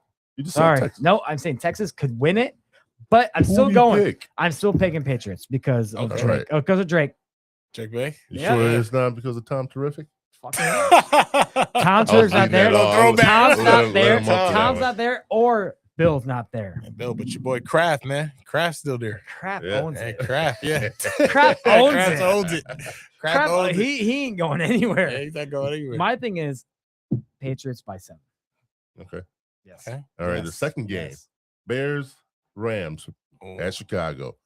We all can feel the cold out here. I got Bears. I think they're building momentum right now. You know, they see the support My behind man. the city. The city is excited. What will be a better way for these guys to end this weekend with a big win for the city of Chicago, man? Joe? I'm sorry. Who you- I love Chicago. I'm a big Chicago Bears fan, but I'm a realist. You're a realist. Okay. Rams. I hate to Rams. say it. Oh. Sam's gonna. Who? No, not Sam. Quarterback. Fuck. Well, I'm gonna let you figure this out. No, I can't. I'm brain fart. Play for- Stafford. Stafford. Thank you. Yeah, Stafford. Matthew. Yeah, Matthew yeah, Stafford. Matthew Stafford There you is go. gonna dominate. He's on the VIP rise. I mean, Yeah. MVP. Yes. Yeah. He's dominate. He's gonna dominate. You know he's not And that good. Puka. You wide receiver. You trust in the Yeah. wide receiver. Yes. They're coming to the Puka. cold though, man. It's Yeah. a Southern team, man. Doesn't You gotta matter. be careful, man. Yeah. Doesn't matter. Yeah, Doesn't cold. matter. Doesn't All matter. It still okay. gets cold over there. Not like cold gets here. It's Windy City, Not like Chicago, it gets here. man. Want to bet? Yeah. How about you shake with your other? How about you shake with your other hand? Oh, shit. How do you shake on the other We hand? gonna say, man, no Why you- gambling. why No you- gambling. Why you No doing that? gambling, man. I'll do my bar tap. No, I'm not. No gambling, kids.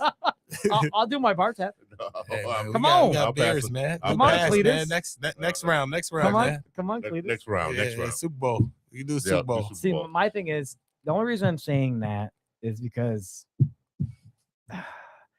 Caleb needs one more year into it. Just one reason, because how he played against Green Bay, you have 4 quarters Yeah. in a game. Yeah. Don't have one quarter just have a comeback. He is a one comeback man, yes, but you have 3 other quarters before that to finally realize, We have to reevaluate your dumbass, I your- need to your play. loyalty to the Bears. Yeah. We have to reevaluate the whole loyalty to the Bears. Oh, I'm loyalty to my. I'm a loyalty to my This guy right playoffs. here. I'm loyalty to my FanDuel, and I make That's more what money. he's doing. That's what he's doing. That's what he's I doing. make man. more Good money point, off my Joe. That's what he's FanDuel. doing. It's I am. What he's doing, man. FanDuel. He's his Yeah. betting. I'm a realist. No, you just You want gotta to stay win. away from that game, man. You I'm just a got- realist. it's the Bears, bro. The Bears are. Bears. I hope for the Bears to win just because I am a Bears fan. But Not to your bottom dollar. You're not. yeah. it's a toss up. Your Yeah, dollar- it's awesome, your man. bottom dollar is affected by it. You're gonna go for the Rams. Yeah. I'm shooting for the Rams only because of the talent, and like I You said sound before, like a talking head off of ESPN. That's what you sound like. like I said, Uh. but I'm a Notre Dame fan. I want to say Williams is gonna dominate that run game over everybody's Swift. going to be affected by the cold. This is my opinion. Yeah. Everybody's No. going to be affected No, by the they're cold. not. It's not gonna be that cold. Dude, you Yeah, get it's up. cold, bro. You were No, hiding- it's not you gonna were be that hiding cold behind the tonight. building over here It's- when I walked the up. game's today, right? Yeah. Yeah, it's cold. Ooh. No, Yeah, the it's weather. gonna be- The it's weather gonna in be nice, Chicago. and the Yeah. There it weather, is. the temperature drops in the No, evening. the weather tonight. I got it. The weather tonight is supposed to be a maybe a low 9. I'm done talking to you. We're going to end this conversation right now. Wait a minute, wait a minute, that is- Nine, wait a baby. minute, that is You a are shot. delusional as hell. That's funny. That is That's cold. funny though. He said, it's not gonna be that cold. It's gonna be a low You- 9. When I got Little here today, wind. he was hiding behind the building. I said, "Where are you?" I saw footprints. I said, "Why are you hiding behind the building?" It's Protected by the cold. wind. Protected by the wind. Oh, I like that one, man. I'm in my like that jeans. one. It's cold. All right, I'm not. guys. I'm not We're vulnerable. gonna round this up. We call this the last call.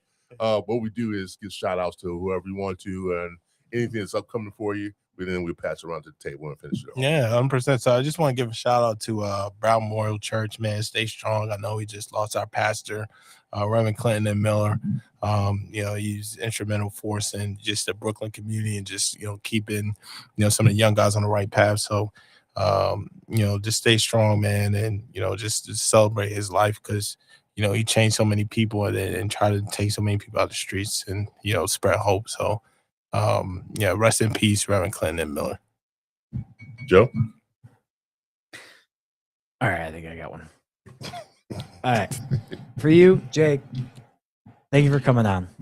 Anytime. Dude, it was awesome learning about your life and everything else, and what you came from, growing up in Brooklyn, go Yankees, and everything represent from that, and then having a gentleman coming out of nowhere, seeing the light, giving you the path that you should live on, and building up from the ashes like a phoenix, and doing what you do now. Fucking awesome.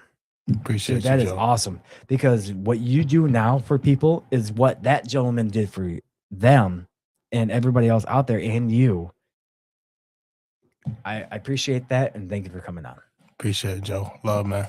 Jay, thank you for coming on. First of all, thank you for making that long drive. No, well, not necessarily a long drive, but thanks for making the drive here to be on the podcast. I too agree with Joe. The 3 phases that you went through, and from the start, where somebody gave to you, and then at the end, you're giving to other people, giving people a chance to do something big.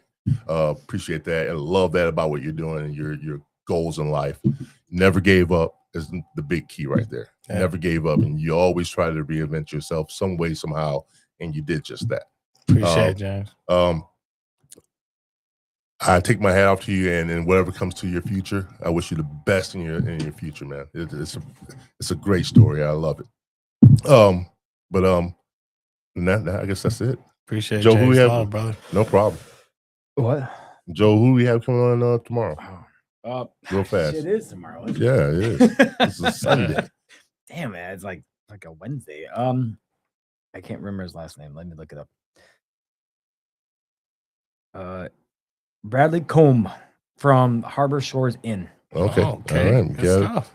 We'll Yeah. be back Monday, guys, with an all new episode, and the Wednesday following that, we'll let you know who's coming on Wednesday as well. Yeah. But for those that are watching YouTube, once again, please like, subscribe, hit that bell notification button so you can get all the content that we put out every Monday and Wednesday at 8 p.m. Guys, we want to thank Jay Hayes for joining us tonight or this afternoon. Yeah, love, Say man. his real Appreciate name. you. Say his real Appreciate name. y'all. Jonathan Hayes. Hey, Joe funny, man. Yeah, you got Hey, I jokes gotta over come there. back, man. Hey, Joe funny, man. This the podcast, man. This the place to be, y'all. We appreciate you coming on. And guys, once again, thank you for watching. We love you so much. And once again, please like, subscribe, hit that bell notification button. It helps us out a lot in our algorithm on YouTube. All right, guys, we're getting out of here. But you guys enjoy football today, because I am. I'll see you guys later. All right, bye.